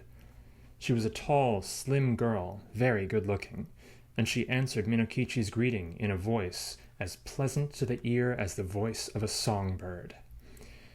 Then he walked beside her, and they began to talk. The girl said that her name was O-Yuki, that she had lately lost both of her parents, and that she was going to Yedo, where she happened to have some poor relations who might help her to find a situation as a servant. Minokichi soon felt charmed by this strange girl, and the more that he looked at her, the handsomer she appeared to be. He asked her whether she was yet betrothed, and she answered laughingly that she was free. Then, in her turn, she asked Minokichi whether he was married, or pledged to marry, and he told her that although he had only a widowed mother to support, the question of an honorable daughter-in-law had not yet been considered, as he was very young. After these confidences, they walked on a long while without speaking, but, as the proverb declares, "Ki ga areba mi mo kuchi hodo ni mono wo tsu," or When the wish is there, the eyes can say as much as the mouth. By the time they reached the village, they had become very pleased with each other, and then Minokichi asked Oyuki to rest a while at his house. After some shy hesitation, she went there with him, and his mother made her welcome and prepared a warm meal for her. Oyuki behaved so nicely that Minokichi's mother soon took a fancy to her and persuaded her to delay her journey to Yedo. And the natural end of the matter was that Yuki never went to Yedo at all. She remained in the house as an honorable daughter-in-law. Oyuki proved to be a very good daughter-in-law. When Minokichi's mother came to die, some 5 years later, her last words were words of affection and praise for the wife of her son, and Oyuki bore Minokichi 10 children, boys and girls, handsome children, all of them, and very fair of skin. The country folk thought Oyuki a wonderful person, by nature different from themselves. Most of the peasant women age early, but Oyuki, even after having become the mother of 10 children, looked as young and fresh as the day when she had first come to the village. One night, after the children had gone to sleep, Oyuki was sewing by the light of a paper lamp, and Minokichi, watching her, said, "To see you sewing there, with the light on your face, makes me think of a strange thing that happened when I was a lad of 18. I then saw somebody as beautiful and white as you are now. Indeed, she was very like you." Without lifting her eyes from her work, Oyuki responded, "Tell me about her. Where did you see her?" Then Minokichi told her about the terrible night in the ferryman's hut, and about the white woman that had stopped above him, smiling and whispering, and about the silent death of old Mosaku. And he said, "Asleep or awake, that was the only time I saw a being as beautiful as you. Of course, she was not a human being, and I was very afraid of her, very much afraid, but she was so white. Indeed, I have never been sure whether it was a dream I saw, or the woman of the snow." Oyuki flung down her sewing and arose and bowed before Minokichi where he sat, and shrieked into his face, "It was I! Yuki it was! And I told you then that I would kill you if you ever said one word about it. But for those children asleep there, I would kill you this moment. And now you had better take very, very good care of them, for if they ever have any reason to complain of you, I will treat you as you deserve." Even as she screamed, her voice became thin, like a crying of wind. Then she melted into the bright white mist that spired to the roof beams, and shuddered away through the smoke-hold. Never again was she seen. Jiu Roku Zakura. In Wakagere, a district of the province of Iyo, there is a very ancient and famous cherry tree called Jiu Roku Zakura, or the cherry tree of the 16th day, because it blooms every year upon the 16th day of the first month by the old lunar calendar, and only upon that day. Thus the time of its flowering is the period of great cold, though the natural habit of a cherry tree is to wait until the spring season before venturing to blossom. But the Jiu Roku Zakura blossoms with a life that is not, or at least that was not originally its own. There is the ghost of a man in that tree. He was a samurai of Iyo, and the tree grew in his garden, and it used to flower at the usual time, that is to say, about the end of March or the beginning of April. He had played under the tree when he was a child, and his parents and grandparents and ancestors had hung on its blossoming branches season after season for more than 100 years, bright strips of colored paper inscribed with poems of praise. He himself became very old, outliving all his children, and there was nothing in the world left for him except that tree. And lo, in the summer of a certain year, the tree withered and died. Exceedingly the old man sorrowed for his tree. There kind neighbors found for him a young and beautiful cherry tree, and planted it in his garden, hoping thus to comfort him.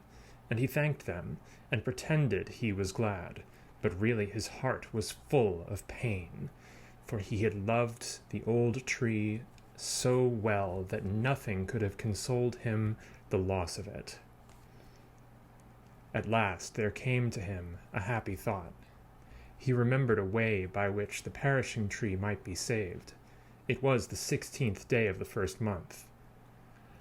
Along he went into his garden and bowed down before the withered tree and spoke to it, saying, "Now deign, I beseech you, once more to bloom, because I am going to die in your stead. For it is believed that one can really give away one's life to another person, or to a creature, or even to a tree, by the favor of the gods. And thus to transfer one's life is expressed by the term Migawari ni tatsu, or to act as a substitute." Then under that tree he spread a white cloth and divers coverings, and sat down upon the coverings, and performed harakiri after the fashion of a samurai. And the ghost of him went into the tree and made it blossom in that same hour. And every year it still blooms on the 16th day of the first month in the season of snow. The story of Aoyagi. In the era of Bummei, which is, of course, 1469 to 1486, there was a young samurai called Tomotada in the service of Hatekayama Yoshimune, the lord of Noto. Tomotada was a native of Echizen, but at an early age he had been taken as page into the palace of the daimyo of Noto, and had been educated under the supervision of that prince for the profession of arms. As he grew up, he proved himself both a good scholar and a good soldier, and continued to enjoy the favor of his prince, being gifted with an amiable character, a winning address, and a very handsome person. He was admired and much liked by his samurai comrades. When Tomotada was about 20 years old, he was sent upon a private mission to Hosokawa Masamoto, the great daimyo of Kyoto, a kinsman of Hatakeyama Yoshimune. Having been ordered to journey through Echizen, the youth requested and obtained permission to pay a visit on the way to his widowed mother. It was the coldest period of the year when he started, and though mounted upon a powerful horse, he found himself obliged to proceed slowly. The road which he followed passed through a mountain district, where the settlements were few and far between, and on the second day of his journey, after a weary ride of hours, he was dismayed to find that he could not reach his intended halting place until late in the night. He had reason to be anxious, for a heavy snowstorm came on, with an intensely cold wind, and the horse showed signs of exhaustion. But in that moment, Tomotada unexpectedly perceived the thatched roof of a cottage on the summit of a near hill, where willow trees were growing. With difficulty he urged his tired animal to the dwelling, and he knocked loudly upon the storm doors, which had been closed against the wind. An old woman opened them, and cried out compassionately at the sight of the handsome stranger. "Ah, how pitiful! A young gentleman traveling alone in such weather! Deign, young master, to enter." Tomotada dismounted, and after leading his horse to a shed in the rear, entered the cottage, where he saw an old man and a girl warming themselves by a fire of bamboo splints.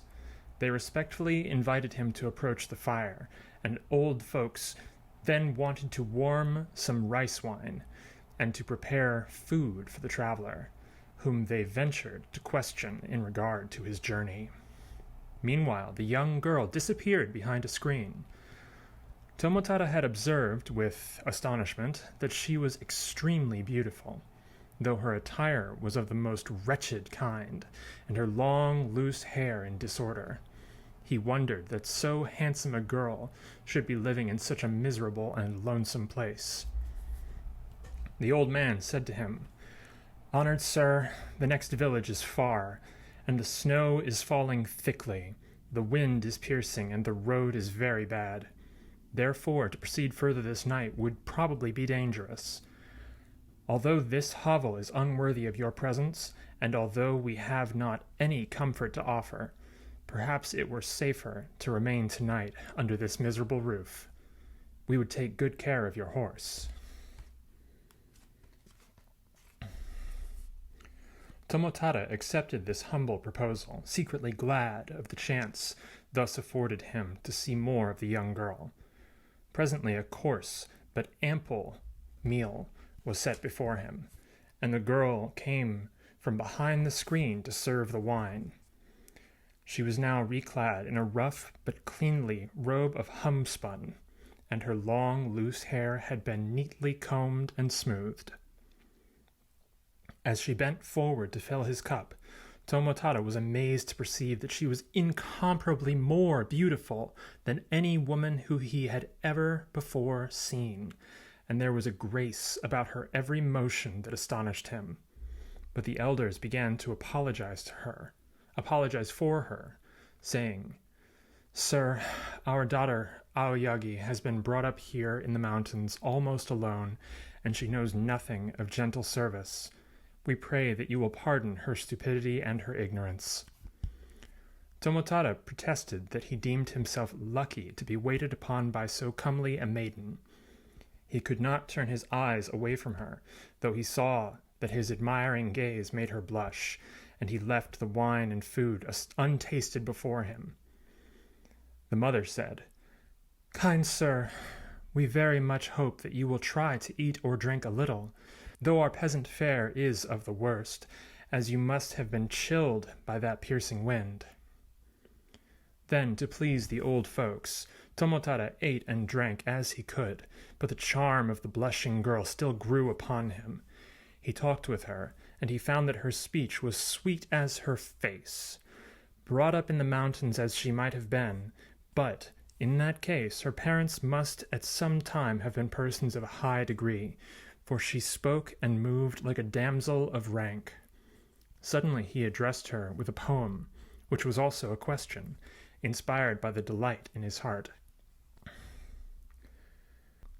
"Tadzun ne tsuru hanaka tote koso, hi wo kurase, akenu ni otoru, akane sasuran." Translated: "Being on my way to pay a visit, I found that which I took to be a flower. Therefore here I spend the day. Why in the time before dawn the dawn blush tint should glow, that indeed I know not." Without a moment's hesitation, she answered him in these verses: "Izuru hi no honomeku iro wo waga sode ni tsutsumaba asu mo kimi ya tomaran." Translated: "If with my sleeve I hid the faint fair color of the dawning sun, then perhaps in the morning my lord will remain." Then Tomotada knew that she accepted his admiration, and he was scarcely less surprised by the art with which she had uttered her feelings in verse than delighted by the assurance which the verses conveyed. He was now certain that in all this world he could not hope to meet, much less to win, a girl more beautiful and witty than this rustic maid before him. And a voice in his heart seemed to cry out urgently, "Take the luck that the gods have put in your way." In short, he was bewitched, and bewitched to such a degree that without further preliminary he asked the old folk to give him their daughter in marriage, telling them at the same time his name and lineage, and his rank in the train of the Lord of Noto. They bowed down before him, with many exclamations of grateful astonishment, but, after some moments of apparent hesitation, the father replied, "Honored master, you are a person of high position and likely to rise to still higher things. Too great is the favor that you deign to offer us. Indeed, the depth of our gratitude, therefore, is not to be spoken of or measured.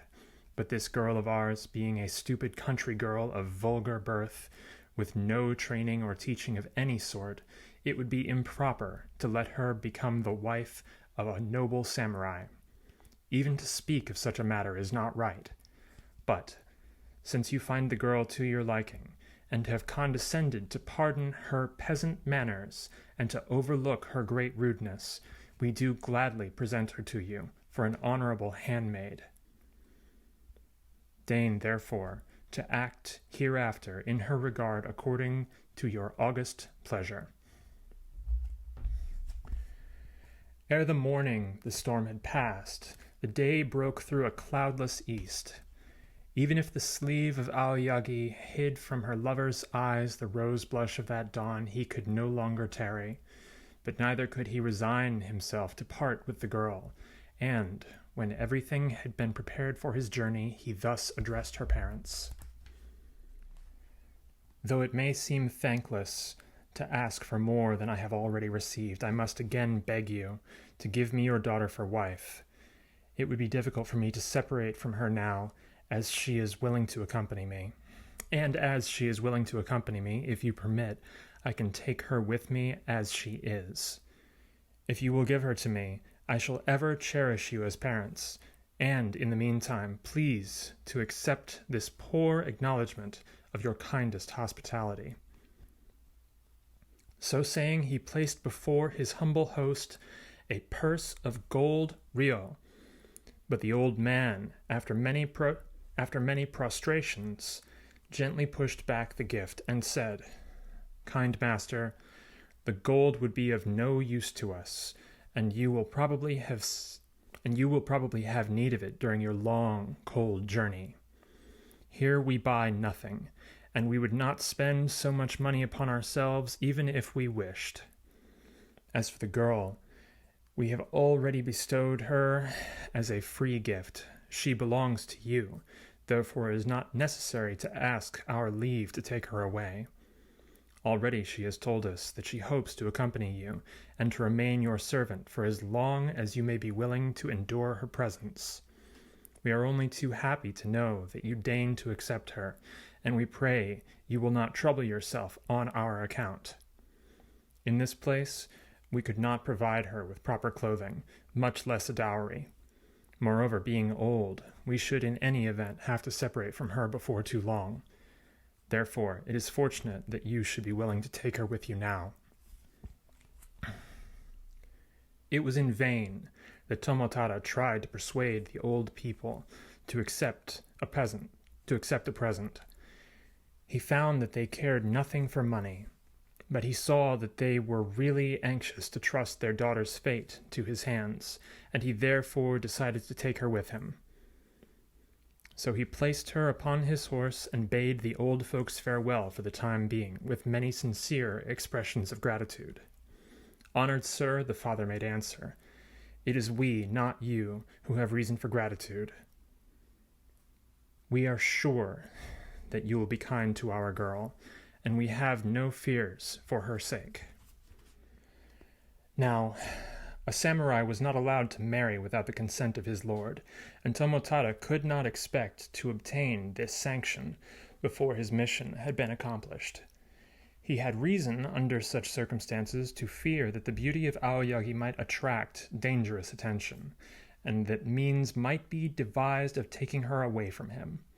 In Kyoto, he therefore tried to keep her hidden from curious eyes, but a retainer of Lord Hosokawa one day caught sight of Aoyagi, discovered her relation to Tomotada, and reported the matter to the daimyo.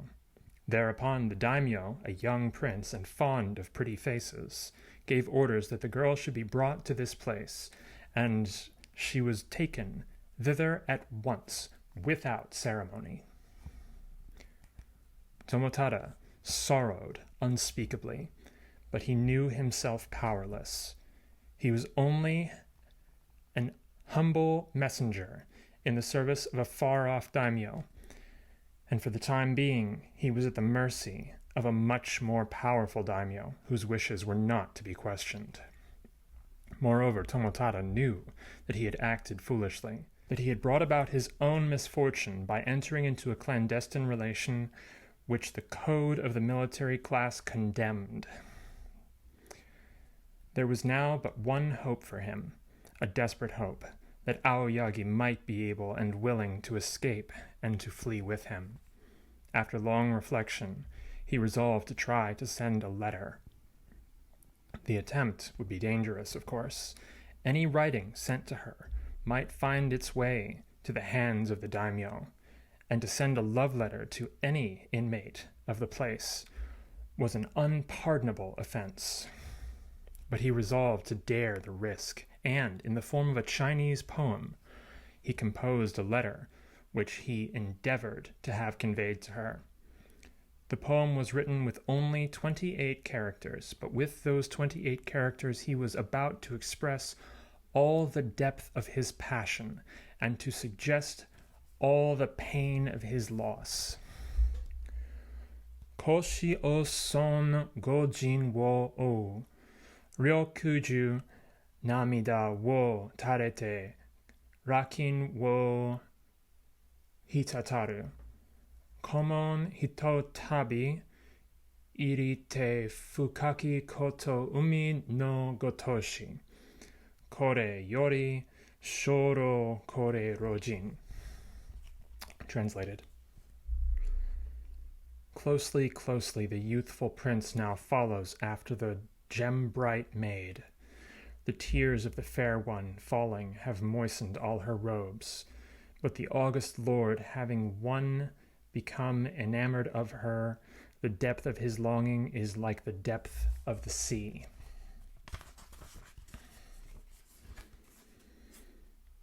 Therefore, it is only I that am left forlorn, only I that am left to wander alone. On the evening of the day after this poem had been sent, Tomotada was summoned to appear before the Lord Hosokawa. The youth at once suspected that his confidence had been betrayed, and he could not hope, if his letter had been seen by the daimyo, to escape the severest penalty. Now he will order my death, thought Tomotada, but I do not care to live unless Aoyagi be restored to me. Besides, if the death sentence be passed, I can at least try to kill Hosokawa. He slipped his swords into his girdle and hastened to the palace. Upon entering the presence room, he saw the Lord Hosokawa seated upon the dais, surrounded by samurai of high rank in caps and robes of ceremony. All were silent as statues, and while Tomotada advanced to make obeisance, the hush seemed to his sinister and heavy, like the stillness before a storm. I think that's a typo. All were silent as statues, and while Tomotada advanced to make obeisance, the hush seemed to him sinister and heavy, like the stillness before a storm. But Hosokawa suddenly descended from the dais, and, while taking the youth by the arm, began to repeat the words of the poem, Koshi o son gojin wo o, and Tomotada, looking up, saw kindly tears in the prince's eyes. Then said Hosokawa, "Because you love each other so much, I have taken it upon myself to authorize your marriage in lieu of my kinsman, the Lord of Noto, and your wedding shall now be celebrated before me. The guests are assembled, the gifts are ready." At a signal from the Lord, the sliding screens concealing a further apartment were pushed open, and Tomotada saw there many dignitaries of the court assembled for the ceremony, and Aoyagi awaiting him in a bride's apparel. Thus she was given back to him, and the wedding was joyous and splendid, and precious gifts were made to the young couple by the prince and by the members of his household. For 5 happy years after that wedding, Tomotada and Aoyagi dwelt together, but one morning Aoyagi, while talking with her husband about some household matter, suddenly uttered a great cry of pain and then became very white and still. After a few moments, she said, in a feeble voice, "Pardon me for thus rudely crying out, but the pain was so sudden. My dear husband, our union must have been brought about through some karma relation in a former state of existence, and that happy relation, I think, will bring us again together in more than one life to come. But for this present existence of ours, the relation is now ended. We are about to be separated. Repeat for me, I beseech you, the Numbutsu prayer, because I am dying." "Oh, what strange wild fancies!" cried the startled husband. "You are only a little unwell, my dear one. Lie down for a while and rest, and the sickness will pass." "No, no," she responded. "I am dying. I do not imagine it. I know. And it were needless now, my dear husband, to hide the truth from you any longer. I am not a human being. The soul of a tree is my soul. The heart of a tree is my heart. The sap of the willow is my life. And some one at this cruel moment is cutting down my tree. That is why I must die. Even to weep were now beyond my strength. Quickly, quickly, repeat the Numbatsu for me. Quickly, ah!" With another cry of pain, she turned aside her beautiful head and tried to hide her face behind her sleeve, but almost in the same moment her whole form appeared to collapse in the strangest way, and to sink down, down, down, level with the floor. Tomotada had sprang to support her, but there was nothing to support. There lay on the matting only the empty robes of the fair creature and the ornaments that she had worn in her hair. The body had ceased to exist. Tomotada shaved his head, took the Buddhist vows, and became an itinerant priest. He traveled through all the provinces of the empire, and at holy places which he visited, he offered up prayers for the soul of Aoyagi. Reaching Echizen in the course of his pilgrimage, he sought the home of the parents of his beloved. But when he arrived at the lonely place among the hills where their dwelling had been, he found that the cottage had disappeared. There was nothing to mark even the spot where it had stood except the stumps of 3 willows, 2 old trees and 1 young tree, that had been cut down long before his arrival. Beside the stumps of those willow trees he erected a memorial tomb, inscribed with the divers of holy texts, and he there performed many Buddhist services on behalf of the spirit of Aoyagi and of her parents. The Dream of Akinosuke. Akinosuke, yes. Okay. In the district called Toichi of Yamato province, there used to live a goshi named Miyata Akinosuke. Here I must tell you that in Japanese feudal times there was a privileged class of soldier farmers, freeholders, corresponding to the class of yeomen in England, and they were called goshi. So, In Akinosuke's garden there was a great and ancient cedar tree, under which he was wont to rest on sultry days. One very warm afternoon, he was sitting under this tree with two of his friends, fellow goshi, chatting and drinking wine, when he felt all of a sudden very drowsy, so drowsy that he begged his friends to excuse him for taking a nap in their presence. Then he lay down at the foot of the tree and dreamed this dream. He thought that as he was lying there in the garden, he saw a procession, like the train of some great daimyo descending a hill nearby, and that he got up to look at it. A very grand procession it proved to be, more imposing than anything of the kind which he had ever seen before, and it was advancing toward his dwelling. He observed in the van of it a number of young men richly apparelled, who were drawing a great lacquered palace carriage, or gosho guruma, hung with bright blue silk.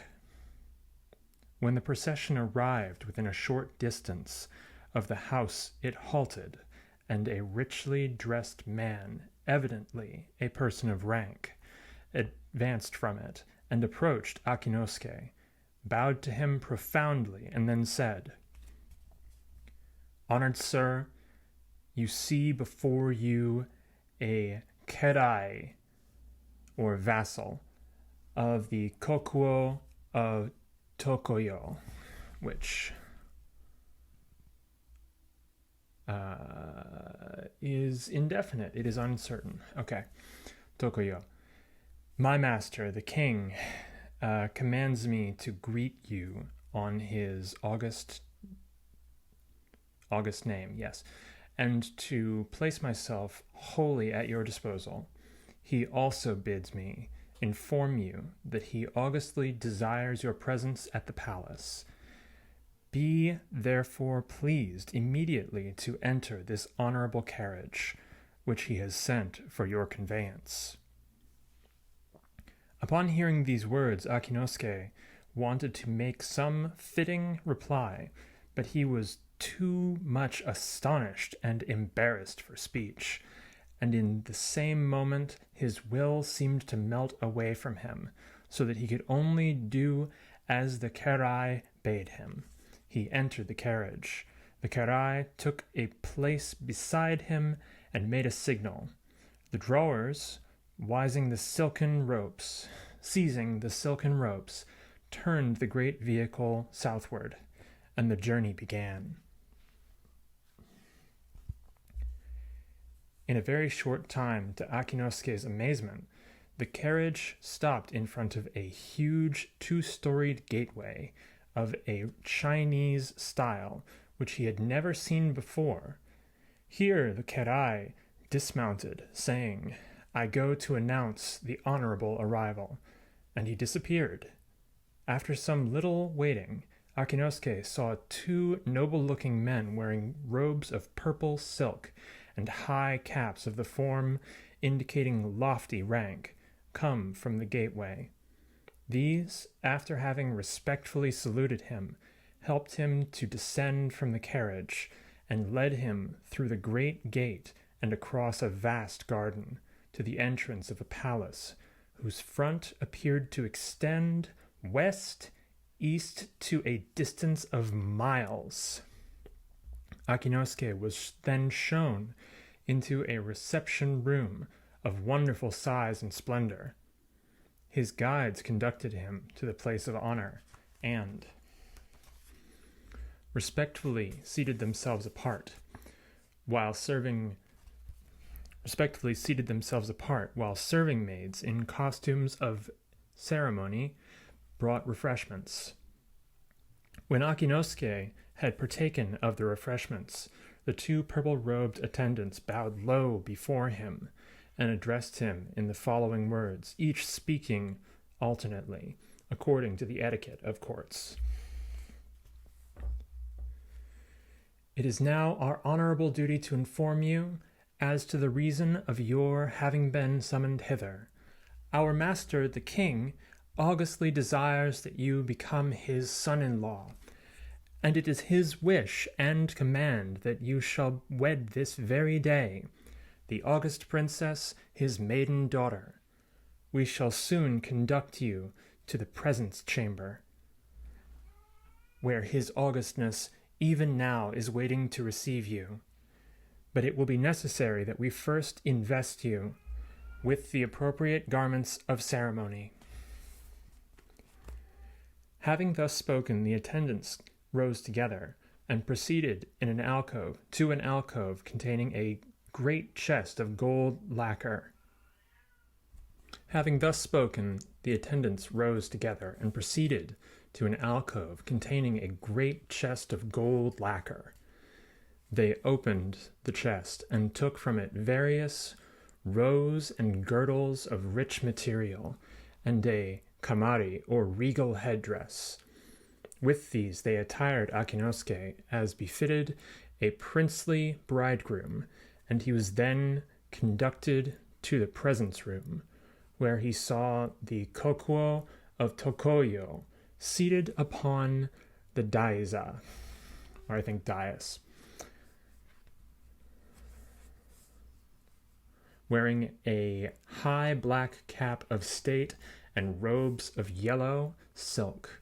Before the daiza, to the left and right, a multitude of dignitaries sat in rank, motionless and splendid as images in a temple, and Akinosuke, advancing into their midst, saluted the king with the triple prostration of usage, which means to bow 3 times. The king greeted him with gracious words, and then said, "You have already been informed as to the reason of your having been summoned to our presence. We have decided that you shall become the adopted husband of our only daughter, and the wedding ceremony shall now be performed." As the king finished speaking, a sound of joyful music was heard, and a long train of beautiful court ladies advanced from behind a curtain to conduct Akinosuke to the room in which his bride awaited him. The room was immense, but it could scarcely contain the multitude of guests assembled to witness the wedding ceremony. All bowed down before Akinosuke as he took his place facing the king's daughter on the kneeling cushion prepared for him. As a maiden of heaven the bride appeared to be, and her robes were beautiful as a summer sky, and the marriage was performed amid great rejoicing. Afterwards, the pair were conducted to a suite of apartments that had been prepared for them in another portion of the palace, and there they received the congratulations of many noble persons, and wedding gifts beyond counting. Some days later, Akinosuke was again summoned to the throne room. On this occasion, he was received even more graciously than before, and the king said to him, "In the southwestern part of our dominion there is an island called Raishu. We have now appointed you governor of that island. You will find the people loyal and docile, but their laws have not yet been brought into proper accord with the laws of Tokoyo, and their customs have not been properly regulated. We entrust you with the duty of improving their social condition as far as may be possible, and we desire that you shall rule them with kindness and wisdom. All preparations necessary for your journey to Raishu have already been made." And so Akinosuke and his bride departed from the palace of Tokoyo, accompanied to the shore by a great escort of nobles and officials, and they embarked upon a ship of state provided by the king, and with favoring winds, they safely sailed to Raishu, and found the good people of that island assembled upon the beach to welcome them. Akinosuke entered at once upon his new duties, and they did not prove to be hard. During the first 3 years of his governorship, he was occupied chiefly with the framing and the enactment of laws, but he had wise counselors to help him, and he never found the work unpleasant. When it was all finished, he had no active duties to perform, beyond attending the rites and ceremonies ordained by ancient custom. The country was so healthy and so fertile that sickness and want were unknown, and the people were so good that no laws were ever broken, and Akinosuke dwelt and ruled in Raishu for 20 years more, making in all 23 years of sojourn, during which no shadow of sorrow traversed his life. But in the 24th year of his governorship, a great misfortune came upon him, for his wife, who had borne him 7 children, 5 boys and 2 girls, fell sick and died. She was buried with high pomp on the summit of a beautiful hill in the district of Hanryoko, and a monument exceedingly splendid was placed upon her grave. But Akinosuke felt such grief at her death that he no longer cared to live.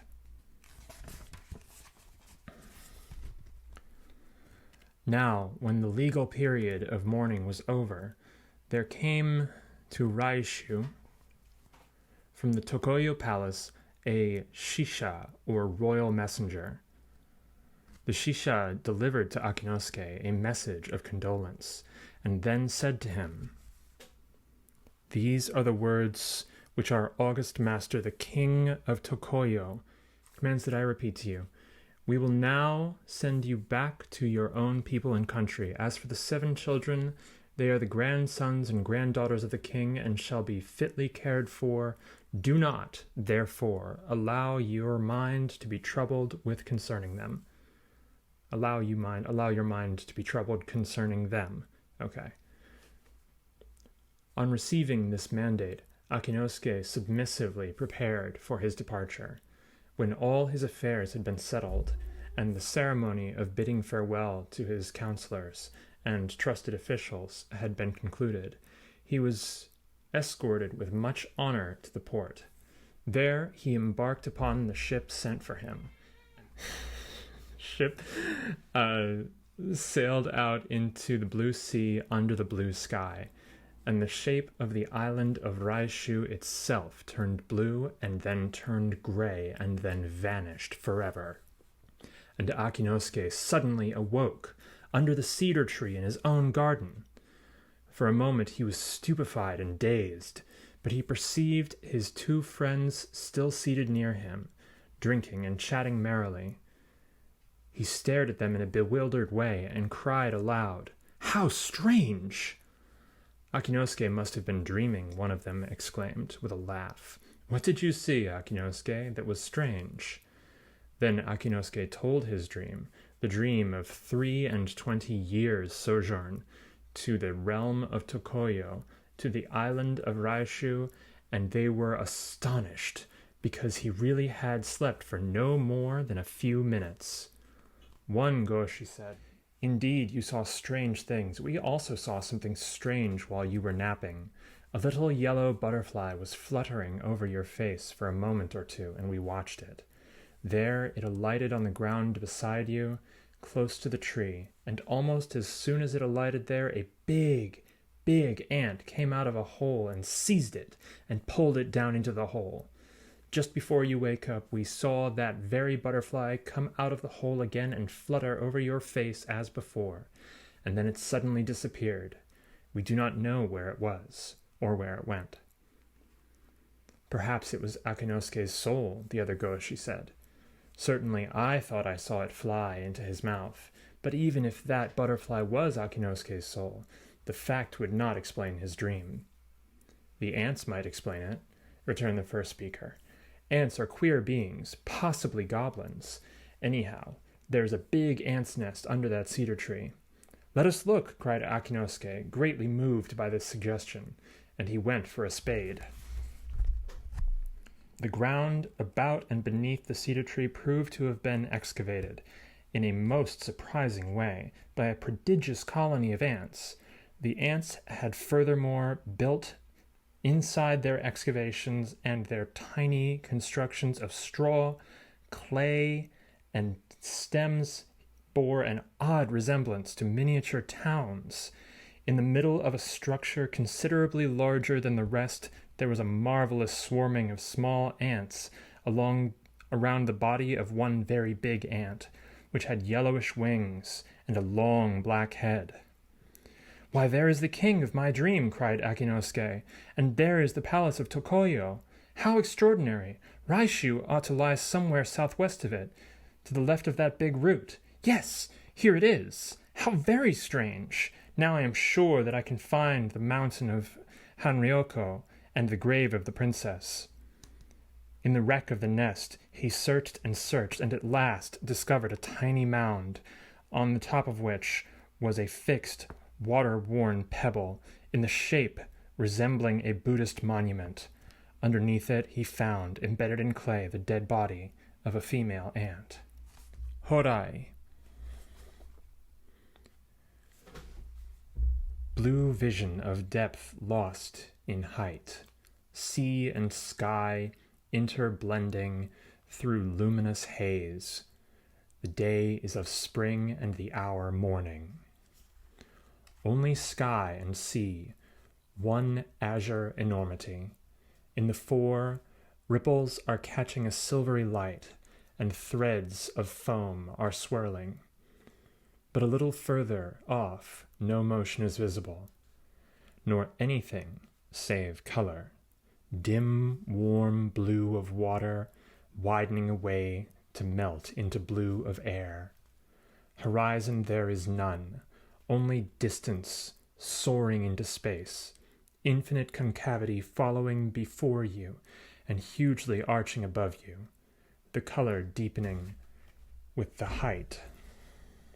But far in the midway blue there hangs a faint, faint vision of palace towers, with high roofs, horned and curved like moons, some shadowing of splendor strange and old, illuminated by a sunshine soft as memory. What I have been thus trying to describe is a kakemono, that is to say, a Japanese painting on silk, suspended to the wall of my alcove, and the name of it is Shinkiro, which signifies mirage. But the shapes of the mirage are unmistakable. Those are the glimmering portals of Horai the Blessed, and those are the moony roofs of the palace of the Dragon King, and the fashion of them, though limned by a Japanese brush of today, meaning 1904, is the fashion of things Chinese 2100 years ago. Thus much is told of the place in the Chinese books of that time. In Horai there is neither death nor pain, and there is no winter. The flowers in that place never fade, and the fruits never fail. And if a man taste of those fruits even but once, he can never again feel thirst or hunger. In Horai grow the enchanted plants So-rin-chi and Riku-go-aol and Ban-kon-to, which heal all manner of sickness, and there grows also the magical grass Yo-shin-chi that quickens the dead, and the magical grass is watered by a fairy water of which a single drink confers perpetual youth. The people of Horai eat their rice out of very, very small bowls, but the rice never diminishes within those bowls, however much of it is eaten, until the eater desires no more. And the people of Horai drink their wine out of very, very small cups, but no man can empty one of these cups, however stoutly he may drink, until there comes upon him the pleasant drowsiness of intoxication. All this and more is told in the legends of the time of the Shin dynasty. but that the people who wrote down those legends ever saw Horai even in a mirage is not believable. For really there are no enchanted fruits which leave the eater forever satisfied, nor any magical grass which revives the dead, nor any fountain of fairy water, nor any bowls which never lack rice, nor any cups which never lack wine. It is not true that sorrow and death never enter Horai. Neither is it true that there is not any winter. The winter in Horai is cold, and the winds then bite to the bone, and the heaping of snow is monstrous on the roofs of the Dragon King. Nevertheless, there are wonderful things in Horai, and the most wonderful of all has not been mentioned by any Chinese writer. I mean the atmosphere of Horai. It is an atmosphere peculiar to the place, and because of it, the sunshine in Horai is whiter than any other sunshine. It is a milky light that never dazzles, astonishingly clear but very soft. This atmosphere is not of our human period. It is enormously old, so old that I feel afraid when I try to think of how old it is. And it is not a mixture of nitrogen and oxygen, nor is it made of air at all, but of ghost, the substance of quintillions and quintillions of generations of souls blended into one immense translucency, souls of people who thought in ways never resembling our ways. Whatever mortal man inhales that atmosphere, he takes into his blood the thrilling of these spirits, and they change the sense within him, reshaping his notions of space and time, so that he can see only as they used to see, and feel only as they used to feel, and think only as they used to think. Soft as sleep are these changes of sense, and Horai, discerned across them, might thus be described. Because in Horai there is no knowledge of great evil, the hearts of the people never grow old, and by reason of being always young in heart, the people of Horai smile from birth until death, except when the gods send sorrow among them, and faces then are veiled until the sorrow goes away. All folks in Horai love and trust each other, as if all were members of a single household, and the speech of the women is like bird song, because the hearts of them are light as the souls of birds, and the swaying of the sleeves of maidens at play seems a flutter of wide soft wings. In Horai nothing is hidden but grief, because there is no reason for shame, and nothing is locked away, because there could not be any theft, and by night as well as by day all doors remain unbarred, because there is no reason for fear. And because the people are fairies, though mortal, all things in Horai except the palace of the Dragon King are small and quaint and queer, and these fairy folk do really eat their rice out of very, very small bowls and drink their wine out of very, very small cups. Much of this seeming would be due to the inhalation of that ghostly atmosphere, but not all, for the spell wrought by the dead is only the charm of an ideal, the glamour of an ancient hope, and something of that hope has found fulfillment in many hearts, in the simple beauty of unselfish lives, in the sweetness of woman. Evil winds from the west are blowing over Horai, and the magical atmosphere, alas, is shrinking away before them. It lingers now in patches only, and bands, like those long, bright bands of cloud that train across the landscapes of Japanese painters. Until these shreds of the elfish vapor, you can still find the Horai, but not everywhere.